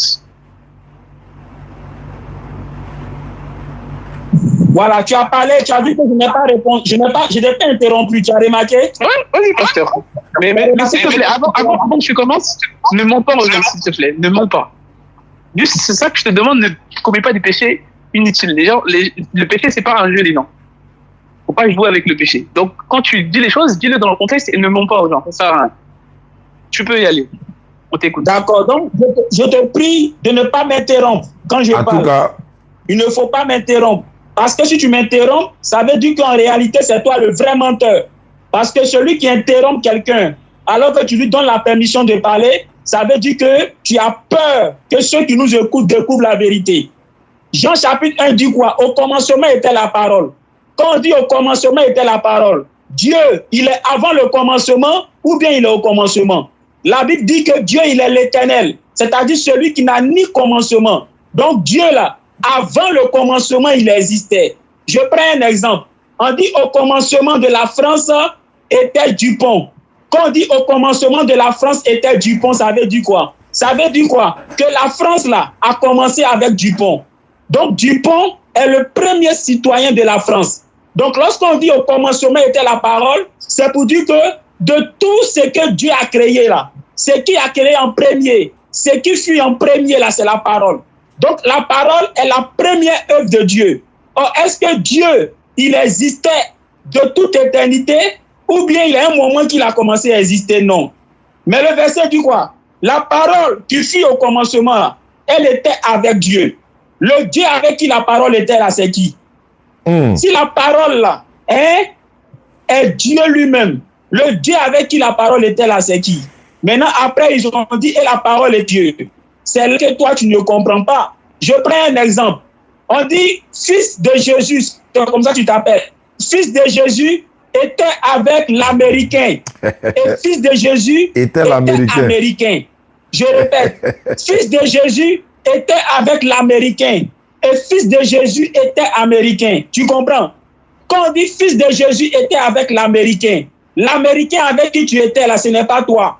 Maintenant, quand on dit que fils de Jésus était américain, on montre que toi aussi, là, quand bien même que tu étais avec un Américain, mais toi aussi tu es Américain. Donc ici, là, il y a deux Américains. Il y a deux Américains. D'abord, il y a le Dieu avec qui était la parole, et à la parole elle-même aussi qui est Dieu. Maintenant, pourquoi Jean dit que la parole est Dieu? Jean explique au verset 3. Jean dit, Dieu crée toutes choses par la parole. Donc la parole, là, fut l'instrument que Dieu a utilisé pour créer. Maintenant, regarde le verset 14 que tu as lu. On dit la parole a été faite chair. Ils n'ont pas dit la parole s'est faite chair. Développement. Lorsqu'on dit la parole a été faite chair, ça veut dire quoi? Ça veut dire qu'il y a quelqu'un qui l'a transformée en chair. Mais quand on dit la parole s'est faite chair, c'est pour dire que c'est elle-même qui s'est transformée. Or, la Bible dit la parole a été faite chair. C'est pour dire qu'il y a quelqu'un qui l'a transformée en chair. Mais bien aimé, entre celui qui a transformé la parole en chair et la parole qui l'a transformée en chair, qui est au-dessus de qui? Le verset 4 dit quoi? La parole est la lumière. Ça nous rappelle quoi? Genèse chapitre 1, le verset 3. N'est-ce pas Dieu qui a dit que la lumière soit? Maintenant, entre celui qui a dit que la lumière soit et la lumière qui fut, entre les deux là, qui est au-dessus de qui? Question. C'est celui qui a dit que la lumière soit là qui est au-dessus de la lumière. Parce que Genèse chapitre 1, le verset 3 l'a dit, c'est Dieu qui a dit que la lumière soit. Or, Jean 1 dit quoi? La parole est la lumière. Or, cette lumière a été créée par le Dieu de Genèse chapitre 1 qui a dit que la lumière soit. Et remarque que ce même Dieu qui a dit que la lumière soit là, c'est encore ce même Dieu qui a dit que les plantes soient, comment on appelle ça, que les animaux soient. Donc tu vois, que ce soit la lumière, que ce soit les plantes, que ce soit les animaux, ils ont tous été créés par ce même Dieu là qui a dit que la lumière soit, que les poissons soient, que les plantes soient. Tu vois, juste pour te dire que quand on dit que la parole était la lumière, rappelle-toi Genèse chapitre 1, où il est question de Dieu qui a dit que la lumière soit. Donc c'est Dieu qui a créé cette lumière-là. Tu comprends? Maintenant, je reviens dans le thème. Dans le thème, Jésus-Christ a dit quoi? Qu'il serait comme Jonas 3 jours, 3 nuits au sein de la terre. Mais pour que la prophétie se réalise, si Jésus meurt, Jésus ne réalise pas la prophétie de Jonas. Parce que Jonas, 3 jours, 3 nuits au sein du poisson, il n'était pas mort. Demande à ton pasteur à l'église, je suis pasteur aux assemblées de Dieu. J'ai fait le code d'État Acadie. Jonas là, tout le monde qui connaît l'histoire de Jonas là, Jonas n'était pas mort. Il était évanoui. Il était évanoui et 3 jours après, le poisson l'a vomi, il est revenu en lui-même. Jésus dit ça sera pareil pour lui. Donc si Jésus est mort, est-ce qu'on peut dire qu'il a accompli la prophétie de Jonas? Non. Question. Tu fais de Jésus un menteur. Parce que Jésus lui-même a dit en Matthieu chapitre 12 que lui, il va accomplir la prophétie de Jonas. Autrement dit, il sera pareillement comme Jonas au sein de la terre. Car Jonas n'était pas mort, il était évanoui. De même, lui aussi ne serait pas mort. Maintenant, quand Hébreux chapitre 5, le verset 7 dit que quand Jésus a supplié Dieu de le sauver de la mort, Dieu l'a exaucé. Claire. Quand on dit Dieu a exaucé quelqu'un qui a demandé Dieu de le sauver de la mort, ça veut dire quoi? Ça veut dire que Dieu l'a laissé mourir ou bien Dieu l'a empêché de mourir. Donc ça veut simplement dire que Dieu l'a empêché de mourir. C'est qui ça? Tu comprends? Maintenant, ce qu'il faut savoir. Qui est monté là-bas? Descends là-bas. Je te donne un enseignement. La Bible n'a jamais dit, pour être sauvé, il faut croire en la mort de Jésus. Paul n'a jamais dit ça. Même l'apôtre Paul. Paul, donne-moi un seul verset où Paul a dit de croire en la mort de Jésus pour être sauvé. Paul n'a jamais dit ça. Mais la Bible dit, il faut croire en Jésus. Croire en Jésus, là, c'est qui est monté ici là? Croire à son enseignement. Il a coupé, hein? Il a prêché la bonne nouvelle. Qui a fait monter qui là? Le docteur de la loi lui a dit, Seigneur, que dois-je faire pour avoir la vie éternelle? Jésus a dit quoi? Jésus lui a dit, crois à ma mort? Non. Jésus lui a dit, tu connais les commandements, pratique les commandements. Donc, ce qu'il faut faire pour avoir la vie éternelle là, c'est de pratiquer les commandements. Maintenant, Paul nous enseigne que quoi? Dieu, il est miséricordieux. Qui a fait ça? Il sait que quoi? Même si on pratique les commandements, nous sommes imparfaits. Il peut nous arriver de trébucher. Même si on a de bonnes intentions, il peut nous arriver parfois de voler. Il peut nous arriver parfois de faire du mal à quelqu'un. Ce qui est une infraction au commandement de Dieu. Mais comme tu as le désir d'appliquer le commandement de Dieu, Dieu dit, toujours dans la Bible, il fait miséricorde à ceux qui le craignent. Donc Dieu fait grâce à ceux qui le craignent. Donc voilà pourquoi la grâce intervient. La grâce n'intervient pas pour ceux qui sont fous des commandements de Dieu. Mais la grâce intervient en faveur de ceux qui craignent Dieu parce que Dieu sait que quoi? Quand bien même qu'ils vont faire des efforts pour marcher dans sa parole, pour se sanctifier, il peut leur arriver de trébucher. Donc Dieu les fait grâce. Tu comprends? Je m'arrête là. Je te donne la parole. Attends, je parle, Jean-Luc, je parle avant, vu que je suis aussi modérateur sur Stade, si tu me permets. Oui, il n'y a pas de problème. Moi, je respecte, même si je suis musulman, je respecte le frère Nelson, disciple de Jésus. Nelson, il a posé une question. Il a dit, qui est la parole? Déjà, premièrement, qui est la parole dans Jean 1? Et pourquoi est-ce qu'il est dit que la parole, elle est Dieu? Si la parole, c'est Jésus, est-ce que, quand on dit que la parole est Dieu, est-ce que Jésus est Dieu dans Jean 1? C'est ça la question de disciple de Jésus. Très bien, je réponds à cette question. Lorsque Jean 1 dit la parole était avec Dieu et la parole était Dieu, ici la parole était avec Dieu là. Ce Dieu là, c'est le Dieu suprême. Mais en disant par la suite, cette parole qui était avec Dieu était Dieu, c'est pour dire ici que cette parole là était de nature divine. Cette parole là est divine. Maintenant, ce même Jean qui dit que cette parole qui était avec le Dieu suprême là, ce même Jean là qui a dit que cette parole là aussi est divine là, il explique au verset 3. Il dit c'est par cette parole là que Dieu a créé. Donc cette parole là, elle a un pouvoir créatrice. C'est l'instrument que Dieu utilise pour créer. Tu comprends? Il dit c'est par cette parole là que Dieu a créé toutes choses. Et c'est cette même parole là que Dieu a fait chair. Oui, c'est cette même parole là que Dieu a fait chair. Mais il y a attends, combien de dieux, mon frère, là? Là, t'as sorti combien de dieux, là? Ah là là. Mon frère, non, il a un Dieu. Ok. Parce qu'on dit que la parole était avec Dieu. Était Dieu. Et c'est qui Dieu? Était Dieu. Ici, c'est pour mettre en relief sa nature divine. Ça s'apprend. La parole était Dieu. Donc cette parole-là était lui-même Dieu. Donc qui est ce Dieu-là? Quelle est la parole? C'est une petite question, je t'explique. Moi, j'ai la chance de faire l'école pastorale, j'ai fait les cours de théologie, je connais. Quand tu prends les textes originaux, je rentre dans les textes originaux. Dans les textes originaux, là, la parole était avec Dieu, là. Le Dieu, là, ça s'écrit Othéos. Othéos. Tous ceux qui ont fait la théologie qui nous écoutent peuvent le confirmer. Le logos et théos, ok. Le logos, ça, c'est la parole, c'est le verbe. Le logos qui était Dieu. Le logos qui était Dieu. S'il te plaît, si nous deux on parle en même temps, tu vas empêcher les gens de comprendre. S'il te plaît, la parole était avec Dieu. Le Dieu là, c'est Othéos. En mettant Othéos dans ce contexte, c'est pour dire que ce Dieu là, c'est le Dieu suprême. Maintenant, la parole était avec Dieu là. La parole était Dieu là. Ça, c'est Théon. C'est Théon et non Othéos. Pourquoi on met Théon pour Dieu, la parole là, mais le Dieu avec qui était la parole, on met Othéos. C'est en cela que... Il va monter en grec avec toi maintenant. Comme tu es pourri là. Lorsque Jean dit la parole était Dieu, Théon, en grec, Jean n'est pas en train de dire que la parole est Dieu elle-même. Mais Jean est en train de dire que la parole a des caractéristiques divines. C'est tout ce que ça veut dire. Ouais. Et le verset 3 l'explique. Dieu avec qui était la parole là, il créa toutes choses par la parole. Donc cette parole là a un pouvoir créatrice. Ça explique Genèse chapitre 1. Quand Dieu veut créer, il dit quoi? Que la terre soit. Même la lumière. Le même Jean dit que la parole était la lumière. Le même Jean, tu as oublié, Jean dit quoi? Cette parole était la véritable lumière qui est venue dans le monde. Mais Genèse chapitre 1 dit quoi? N'est-ce pas Dieu qui a dit que la lumière soit? Donc c'est pour dire que la parole a été créée par qui? Par le Dieu avec qui était la parole là. Ce n'est pas lui en Genèse chapitre 1 qui a dit que la lumière soit. Oh, Jean dit cette parole est la véritable lumière. Juste pour te dire quoi? La parole même que Dieu utilise pour créer là, Dieu lui-même là, il a créé cette parole là. Il a créé cette parole là. Genèse chapitre 1. Et là, donc, t'as deux. Attends, excuse-moi de te couper, mon frère. Parce que là, tu disais, franchement, écoute ce que tu dis. Donc là, d'après toi, il y a deux créateurs. Donc Dieu a créé un autre créateur et à ses côtés, ce créateur-là a créé d'autres choses. Pour les personnes qui sont en live, allez dans Colossiens 1, 15. S'il vous plaît.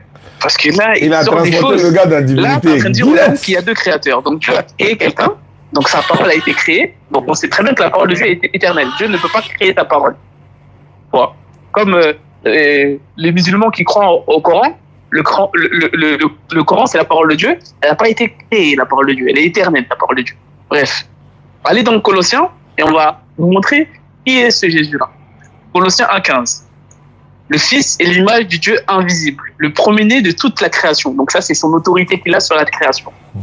En effet, c'est en lui que tout a été créé, dans le ciel, sur la terre, le visible et l'invisible.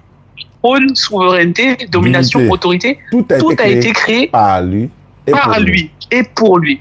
Il existe avant toute chose et tout subsiste en lui. On va s'arrêter là.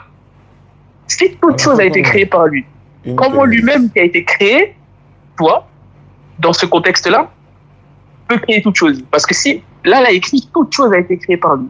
Il ne peut pas être le créateur et être lui-même créé, mon frère. C'est illogique que tu viens de dire. Mais tu n'as pas lu le verset 15. Tu n'as pas lu le verset 15 de Colossiens chapitre 1. Il faut lire le verset 15. Ouais, le Fils est l'image, regarde, le Fils est l'image invisible de l'image du Dieu invisible. Littéralement son image. C'est pour ça qu'il a dit, quand vous me voyez, vous avez vu le Père. Moi et le Père, nous sommes un. Il a réussi à envoyer Jean-Luc là-bas. Il dit, il n'est pas venu vous faire débat, non? Bon, on comprend. Mais ce n'est pas fini. Il faut lire le verset 15 là. Tu appelles de continuer pour voir. Il est l'image du Dieu. Il est l'image du Dieu invisible, le premier-né de toute la création. Il faut continuer. Il est l'image du Dieu invisible. Maintenant, dis-moi, dans la Bible là, Genèse chapitre 1, verset 26. Partagez, likez, tapotez. Likez, s'il vous plaît. Vous likez, s'il vous plaît. 300 personnes. 300 personnes, pardon, chacun a liké. Ça va sécuriser un peu le live. Il a dit aussi que l'homme est l'image de Dieu. 250. Pour toi, c'est beaucoup ça. Quand Paul dit Jésus est l'image de Dieu, ça veut dire Jésus est Dieu. Et c'est 300 personnes. 300 personnes. Likez, non? Voilà, ils n'ont qu'à liker YouTube là. On a 78 likes. Ça fait 82 likes. Je ne parle pas de l'image du Dieu invisible. Allons-y. De tout a été créé par lui. 82 likes. Lis bien. En effet, c'est en lui. Regardez, les gens écoutez bien. 85 likes. Dans la Bible a écrit que tout a été créé par lui. Donc, vous voyez les anges. Donc, dans les cieux, sur la terre, tout ce qui existe a été créé par lui. Et rien de ce qui a été créé n'a été créé sans lui. C'est-à-dire qu'il est l'auteur de la création. Donc, d'après ce faux pasteur musulman, Jésus a été créé par Dieu et Dieu. 92 likes, c'est bon, allons-y, tapotez, s'il vous plaît. Ça, c'est les témoignages ils vont couper en même temps, s'il vous plaît. Dieu est le seul créateur, on le sait. Écoute. Attends, mon frère, laisse-moi finir. Dieu est le seul créateur, point final. Jésus est justement la parole. Donc, c'est pour ça que la Trinité vient en jeu. C'est-à-dire que le Père, le Fils et le Saint-Esprit, c'est un seul être qui fait Dieu. Toi, t'es un être humain comme moi. Tu t'appelles Jean, moi, je m'appelle Jean-Luc, moi, je m'appelle Nelson. Tous les deux, on est deux personnes différentes, mais tu n'as pas une nature différente de moi. On est un seul être qui fait l'être humain. Dieu fait de trois personnes. Le Père, le Fils et le Saint-Esprit, qui fait un seul être de Dieu. Ils n'ont pas deux natures différentes. C'est pour ça on est à 100 likes déjà, c'est bon. Jésus on dit, continue quoi, pas suffisant qu'on continue. Le Père, moi et le Père, nous sommes un. Ils sont un seul en être. C'est pour ça qu'on dit, je suis dans le Père. Ceux qui ne fallait plus là, participez aussi, vous me contactez, il y a présenté la numéro tout à l'heure. Deux êtres différents.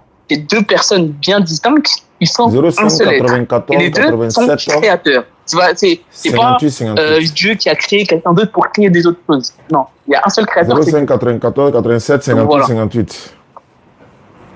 Écarte pas les gens, s'il te plaît. Tu vois, bien aimé, tu as dit tellement de choses. On a 101 likes, allons-y, alors qu'on a 300. Pour commencer. Tu vois, Jean chapitre 1 là. Où ils ont mis le pouce là, vous cliquez dessus. On dit la parole dans tous les côtés. Like là, c'est important. Le verset 14. La parole a été faite chair. Le robot là, lui, il va se dire qu'il n'y a pas de problème. Pas ici, après, lui va couper live là. Lui qui a fait la parole chair là. Entre lui et puis la parole qu'il a faite chair là, qui est au-dessus de qui? Question. Oh non.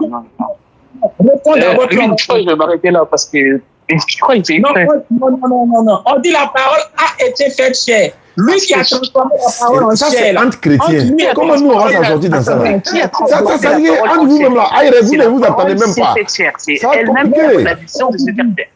J'ai ma Bible ici. Si d'autres personnes ont leur Bible, ceux qui nous suivent en ligne, vous qui nous suivez en ligne là, tous les chrétiens qui nous suivent en ligne, Jean chapitre 1, le verset 14 dans votre Bible, il a écrit quoi? La parole a été faite chair ou bien la parole s'est faite chair.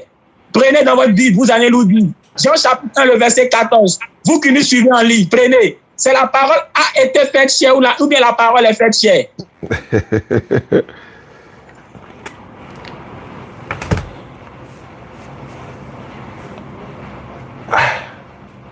On vous écoute, hein. Il nous reste 15 minutes pour me faire l'émission. Il nous reste 15 minutes. Allons-y.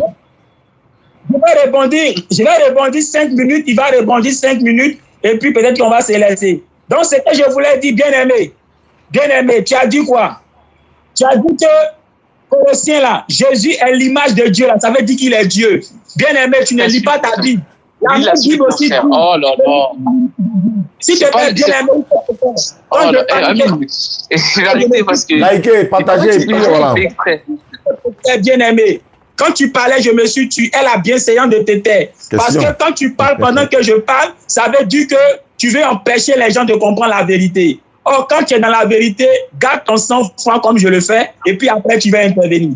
C'est comme ça. Je suis pasteur à l'église Assemblée de Dieu. J'ai fait l'école pasteur. Il veut dire que tu n'es pas son camarade. Voilà. Qui ne croient pas que Jésus. Je connais beaucoup de pasteurs qui ne croient pas. Je connais plein au vase d'honneur. Je connais plein au Foursquare, Baptiste Œuvre Mission qui croient que Jésus n'est pas Dieu. Je connais plein de pasteurs qui croient que Jésus n'est pas Dieu. Même aux assemblées de Dieu, je connais beaucoup de pasteurs qui croient que Jésus n'est pas Dieu. Je connais bien des pasteurs qui croient que Jésus-Christ n'est pas Dieu. Je connais des pasteurs qui croient que Jésus n'est pas Dieu. Qui croient la même chose que Jésus n'est pas Dieu. Maintenant, laisse-moi parler, s'il te plaît. Tu as parlé, je t'ai écouté, maintenant laisse-moi parler. Voilà. Tu as pris Colossiens chapitre 1, le verset 15. On dit quoi? C'est Paul qui parle. Il dit Jésus est l'image du Dieu. Mais quand on dit l'image de Dieu, là, l'image de Dieu n'est pas Dieu. C'est comme la même Bible dit en Genèse chapitre 1, le verset 20. Quoi?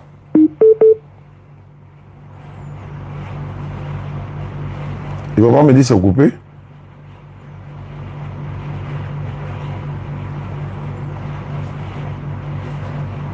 Ah, on dirait c'est coupé, hein?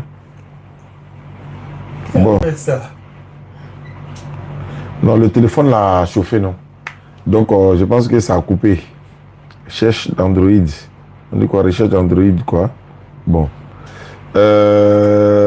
C'est coupé. Ben, je pense qu'on va voir s'ils vont revenir ou pas. Ah, ils sont là. C'est moi qui suis sorti, on dirait. Ah non. Ils sont pas là. Appel de groupe, vous avez quitté. Ah, c'est moi, j'ai quitté. Non, ils sont pas là. Ils sont pas là. Attends, je vais vérifier. Je retourne là-bas pour voir. Là, on va conclure en beauté, quoi.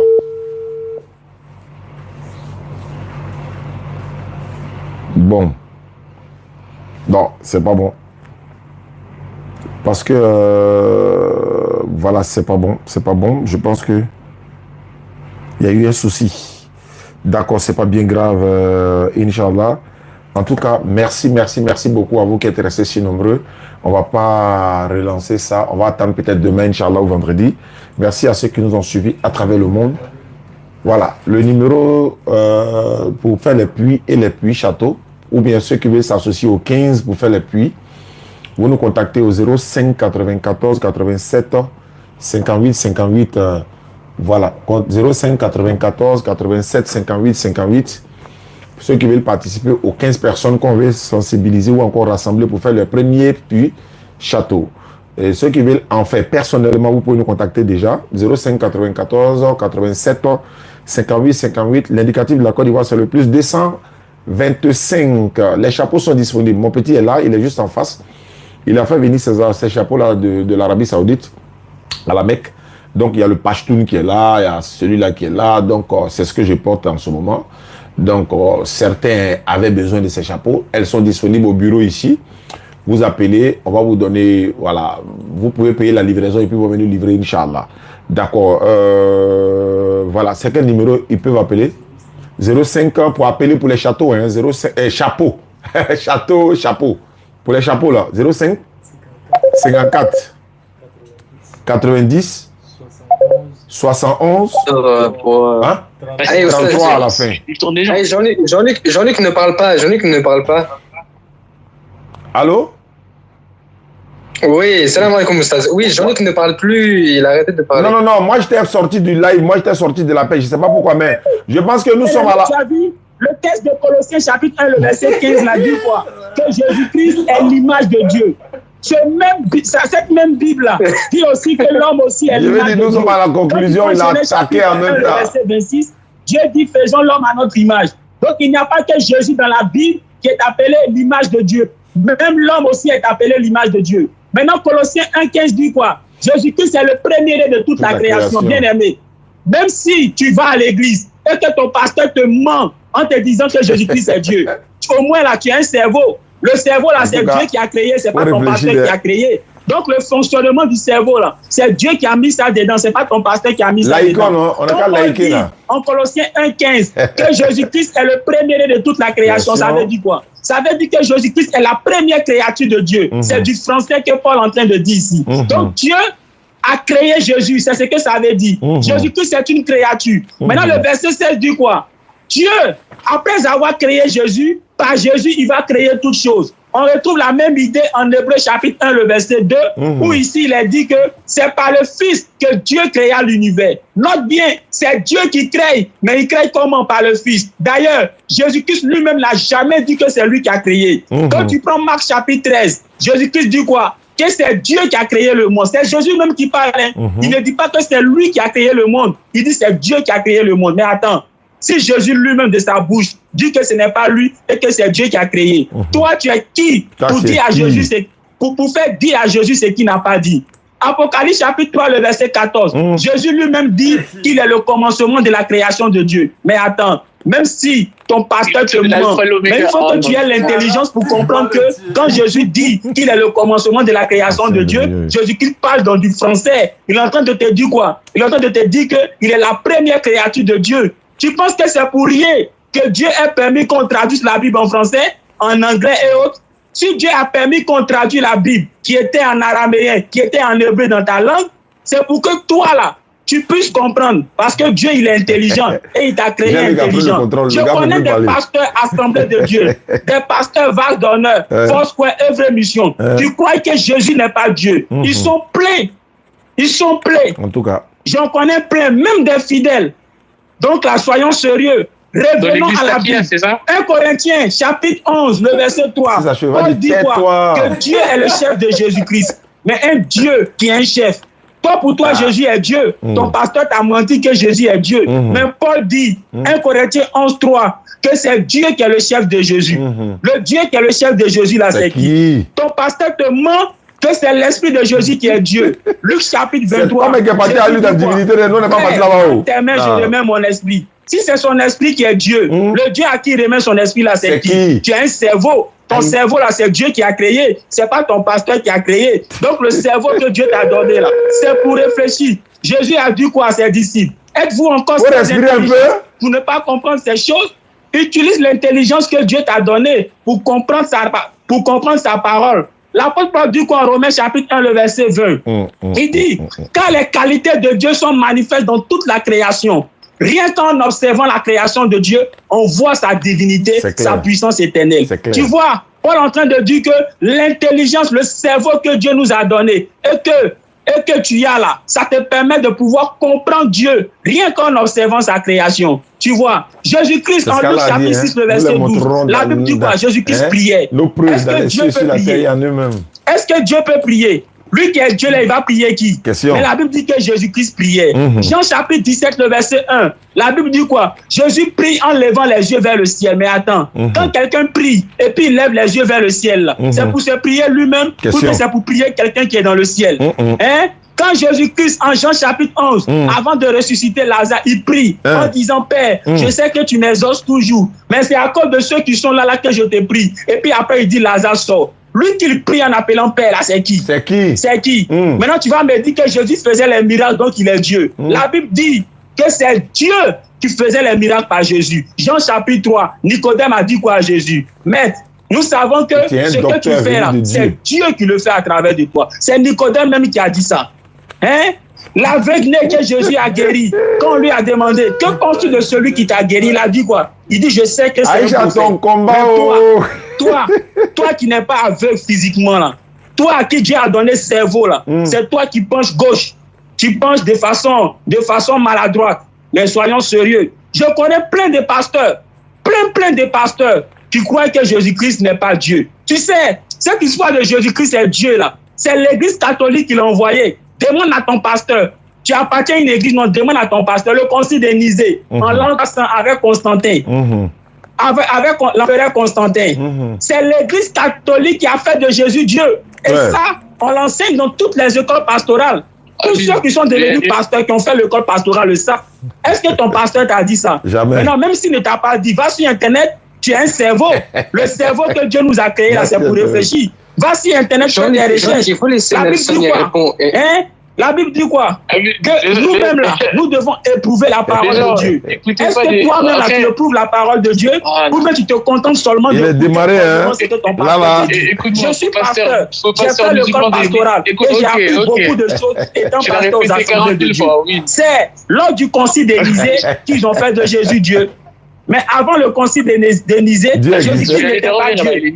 Il était serviteur de Dieu, envoyé de Dieu. Mais c'est l'église catholique avec l'empereur Constantin qui ont fait de Jésus Dieu, qui ont fait des miracles. Quand ils ont fait on n'est pas eu dans Jésus, il n'est pas crucifié, vous n'êtes pas eu là-bas. On va vous laisser, je ne peux pas séparer quelqu'un là. D'autres encore ont protesté jusqu'à ce qu'aujourd'hui, on est tout ce qu'on est là. Et les gens mais attends, comment on peut croire en quelque chose que l'église catholique est... Vous appelez les gens dans le live, ils n'ont pas venu se pourrir. C'est beau, t'as fini. Comment on peut croire en quelque chose que l'église... La Trinité, là, si tu ne sais pas, c'est un don qui a été installé par l'église catholique. C'est un cerveau, Dieu t'a donné un cerveau, faire des recherches. Même si tu n'as pas fait de pastoral comme moi, au moins tu as un cerveau, tu peux faire des recherches. C'est l'église catholique qui a... Cessez le feu, cessez le feu. Cessez le feu. En l'an 300. Et ça s'enseigne dans toutes les écoles pastorales. D'accord. Cessez le feu, cessez le feu. Moi, je sais que ce faux pasteur... Cessez le feu. Non, tous les arguments qu'il a donnés, tu ne pourras pas peut-être relever tout ça. Toi, tu dis que tu n'es pas venu faire débat, non? Donc, il faut le laisser parler, il va t'enseigner. Je suis pas venu, regarde. Voilà, donc, non, je pense qu'on a déjà fini. Toi, tu dis que tu n'es pas venu faire débat, alors qu'on était dans la crucifixion. C'est toi qui as envoyé Jean-Luc dans le thème de Jésus et Dieu. C'est toi qui l'as envoyé là-bas. Donc, il faut assumer. Donc, on a fini le débat d'aujourd'hui. Vraiment, on a appris beaucoup de choses. On a compris qui cache la vérité, qui dit la vérité. Je pense que les internautes et les musulmans et tout le monde, nous avons des oreilles pour entendre. Vraiment, la vérité s'est établie. Et Jean 8,32 dit, vous connaîtrez la vérité vous affranchira. Il y a ce que vous dites, comme Jean-Luc a dit là. Laisse-moi faire la conclusion, s'il te plaît. Tu étais là, tu n'as pas parlé. Tu dis, tu n'es pas venu faire débat. Donc, il faut te taire. Voilà. Donc, tous ceux qui étaient là, ils ont compris beaucoup de choses. Et aujourd'hui, nous avons compris. Toi, tu as dit, non, tu es venu évangéliser. Qu'on a qu'à donner notre vie à Jésus, ceci, cela. On dit, il faut donner un argument, tu n'as qu'à donner notre vie à Jésus. Jean-Luc t'a démontré par A plus B tout à l'heure que Jésus ne peut pas être Dieu. Il a donné toutes les preuves à l'appui. Bon, toi, tu es là, Colossiens. Ok, il n'y a pas de souci. On va remettre ça, Inch'Allah, une prochaine fois, pour que nous puissions nous retrouver. Comme toi, tu dis, tu n'es pas venu faire débat. Il y a des personnes qui m'ont contacté déjà par WhatsApp. Ils sont prêts à affronter Jean-Luc dans un autre thème, Inch'Allah. Quelqu'un a dit fils de Dieu. Voilà, je pense qu'ils sont tous nombreux comme ça qui nous ont contactés. Donc, je rappelle également à tous ceux qui nous suivent à travers le monde. C'était le rappel ou encore le petit poteau de Jean-Luc. Voilà. Aujourd'hui soir, nous étions en train de parler de la crucifixion de Jésus. De là, le frère Lionel l'a ramené dans Jean 1.1. Ils sont allés dans la divinité de Jésus. Ça, c'est une affaire chrétienne. Jean-Luc est pasteur. Il le présente tous les jours. Et moi, je prie que tous les chrétiens du monde deviennent musulmans.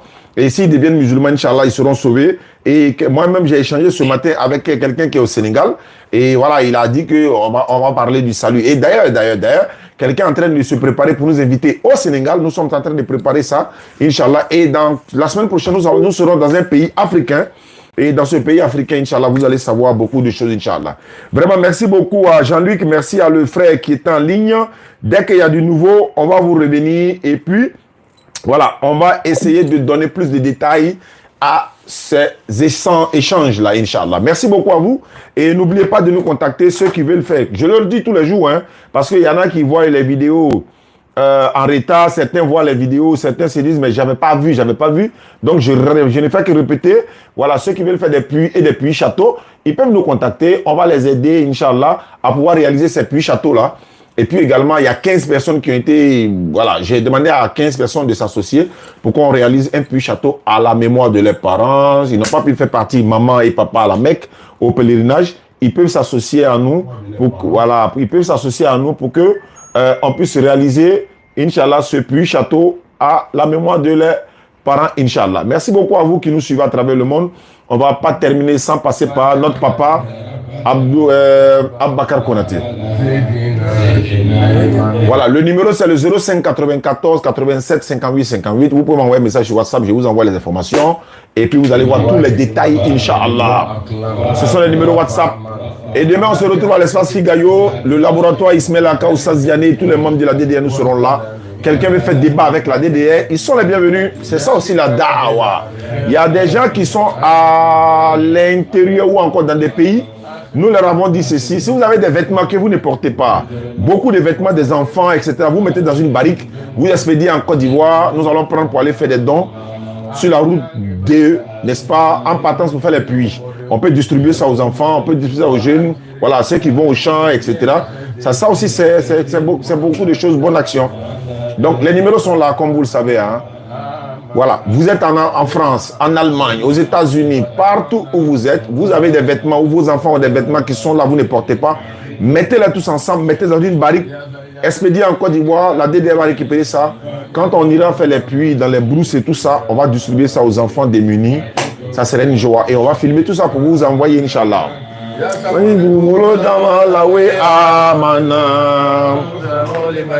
Bima Anzalita Watabana Kalabatorike Rasoul Ya Rabbi Allah, créateur des cieux et de la terre, nous te présentons notre pauvreté, Allah. Notre difficulté, c'est à toi que nous présentons, Allah. Nos péchés, c'est à toi que nous présentons, Allah.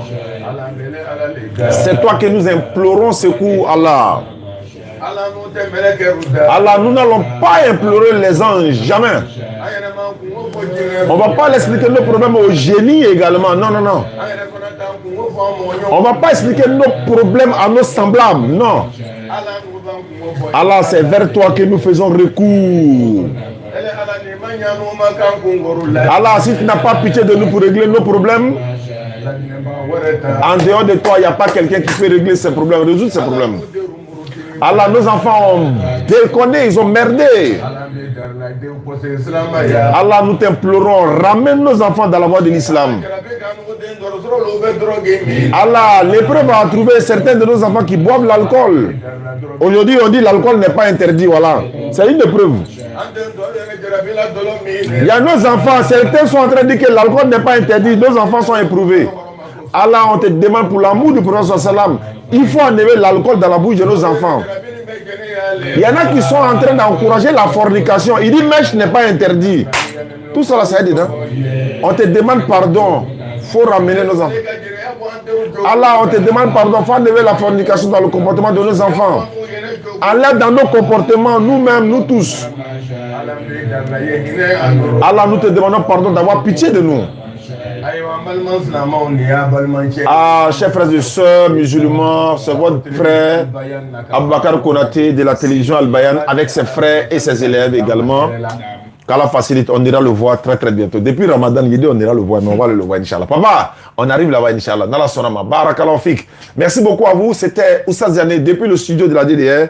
On va se retrouver demain, Inch'Allah, pour une nouvelle édition. N'oubliez pas de vous abonner à nos différentes pages. Il y a quelqu'un qui est en train de se faire passer pour nous. Comme je l'ai dit là, c'est pas notre page, mais ce qu'il fait n'est pas bon. Je l'ai dit, je le dénonce tous les jours. Il se fait passer pour DDR et il prend les vidéos de la DDR, il met ça sur sa page. Il a même mis le nom, se fait passer pour la DDR. Donc il a mis ma photo et c'est pas bon. J'ai dénoncé cela plusieurs fois. Voilà, il a mis le nom d'Awa dans la rue, alors que c'est quelqu'un qui fait des choses qui ne sont pas bonnes. Il n'a pas déclaré ni rien. Et il y a des gens qui l'ont fait. Ils sont allés arnaquer les gens au nom de la DDR. Hein, au nom de la DDS, c'est pas bon. Tu as mis la photo de Oustaz Diané. Tu t'as mis Dawa dans la rue. TikTok, Facebook, YouTube. Tu t'as même mes vidéos. Comme je l'ai dit, nuit et jour là. Il y a beaucoup de personnes qui prennent mes vidéos, qui partagent, qui font ça, c'est une grâce d'Allah. Moi, je reçois les bénédictions. Certains gagnent de l'argent dans mes vidéos, ils vivent de ça. Ça, c'est grâce à Allah. Et moi, je suis heureux que moi, mes vidéos nourrissent des gens. Alhamdulillah. Mais il ne faut pas même ma photo, il ne faut pas même mon nom, comme si c'est moi. Et puis tu vas l'arnaquer les gens. C'est pour salir mon image. Il faut arrêter, s'il te plaît. Il vient te présenter, Oustaz, j'ai pris tes vidéos, j'ai pris ton image. Qu'est-ce que je fais? Je vais te dire non, enlève mon nom, enlève mon image, prends les vidéos. Vidéo là, c'est quoi? Moi, si je suis dans ma tombe aujourd'hui, là, les récompenses qu'Allah va me donner là, est-ce que je sais? À travers les vidéos, des gens vont se convertir. Toi, tu prends les vidéos, tu vis de ça. Moi, j'aurai les récompenses. Mais il ne faut pas te faire passer pour moi. Et de deux, c'est pour arnaquer les gens. C'est ce qui me fait le plus mal. Ils ont arnaqué un gars comme ça, il m'a écrit. Il m'a dit, on lui a dit non, que pour convertir quelqu'un, il n'a qu'à payer 80 000 francs. Que c'est Oussad Diané qui a dit. Et des gens font passer ici, ils demandent de l'argent aux gens. C'est pas bien. Hein, c'est pas bien. Nous, on vient directement, voilà, il y a tel souci, on vous demande. Mais pourquoi tu prends ma photo, tu mets mon nom, tu mets les trucs, ça veut dire quoi? Il faut arrêter. Je vais dénoncer tous les jours. Ceux qui connaissent cette page-là, vous vous désabonnez, vous signalez aussi la page. Voilà, il a mis ma photo, il a mis les trucs, tout ça, c'est pas bien. Non, c'est pas bien. On n'est pas d'accord pour ça. C'est pas bien. Tu mets la photo, tu mets les vidéos, ça suffit. Alors, est-ce que tu as besoin de moi en photo pour avoir de l'argent ou bien d'avoir de la popularité? Non. Mets toi-même ta photo. Voilà mon petit Aboubacar, il est là, Dawar, il est. Je lui ai dit, prends les vidéos. Il a mis une photo qu'il veut, il a mis un nom qu'il doit avoir. Mais il a plus d'abonnés même que moi. Ça fait quoi? Est-ce que tu as besoin de forcément moi ma photo? Alors, donc, s'il vous plaît, quelqu'un aussi est parti mettre ici la DDR, Islam Centre. Ça veut dire quoi? C'est pas nous. Voilà ça ici. La DDR, Islam Centre. Parce qu'on va construire un centre. Vous voyez? Pourquoi tu mets DDR, Islam Centre? Ça veut dire quoi?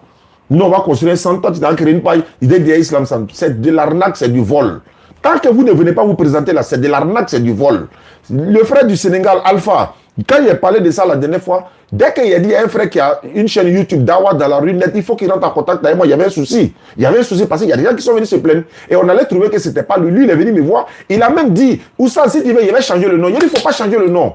Il dit, ou bien si tu veux, il laisse tes vidéos. Il dit, il ne faut pas laisser, il faut prendre. Je voulais juste savoir qui est derrière, c'est tout. Parce que mon nom est en danger. C'est-à-dire que c'est mon nom que vous prenez pour aller les choses. Donc, il a vu que lui, il n'avait pas de problème. C'est juste ça. On peut même poser plainte pour ça. Hein. On peut poser plainte à la PLCC. On peut poser plainte. C'est pas bon. Tu prends mon nom, pourquoi? Tu prends mon image, là, ça veut faire quoi? C'est pas bien. Il faut arrêter.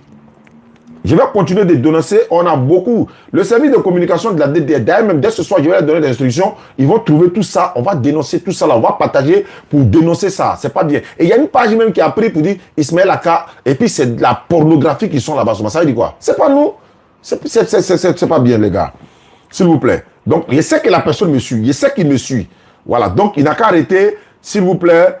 Voilà. Donc, pardon. Voilà ça qui est là. Donc, il n'a qu'à arrêter. Il n'a qu'à arrêter tout de suite là. Sinon, on va vraiment...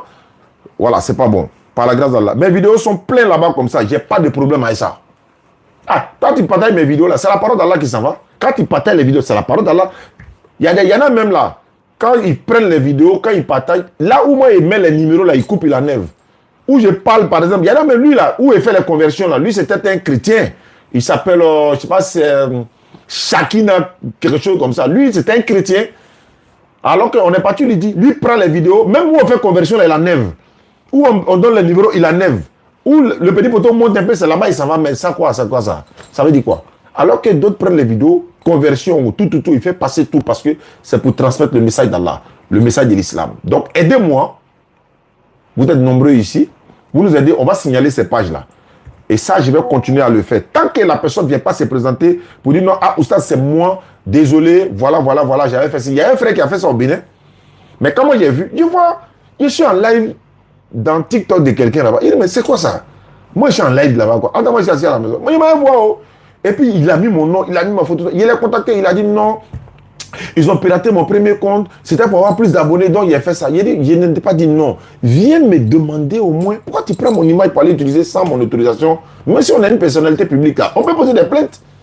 Tu n'es même pas venu me voir. Tu prends en même temps, tu commences à faire truc. En même temps, tu mets mon nom, tout ça. Non, je voulais avoir 10 000 abonnés seulement. Et puis, il allait arrêter tout ça. Il dit, il faut arrêter ça. Si tu étais venu me demander avant, on allait trouver des solutions.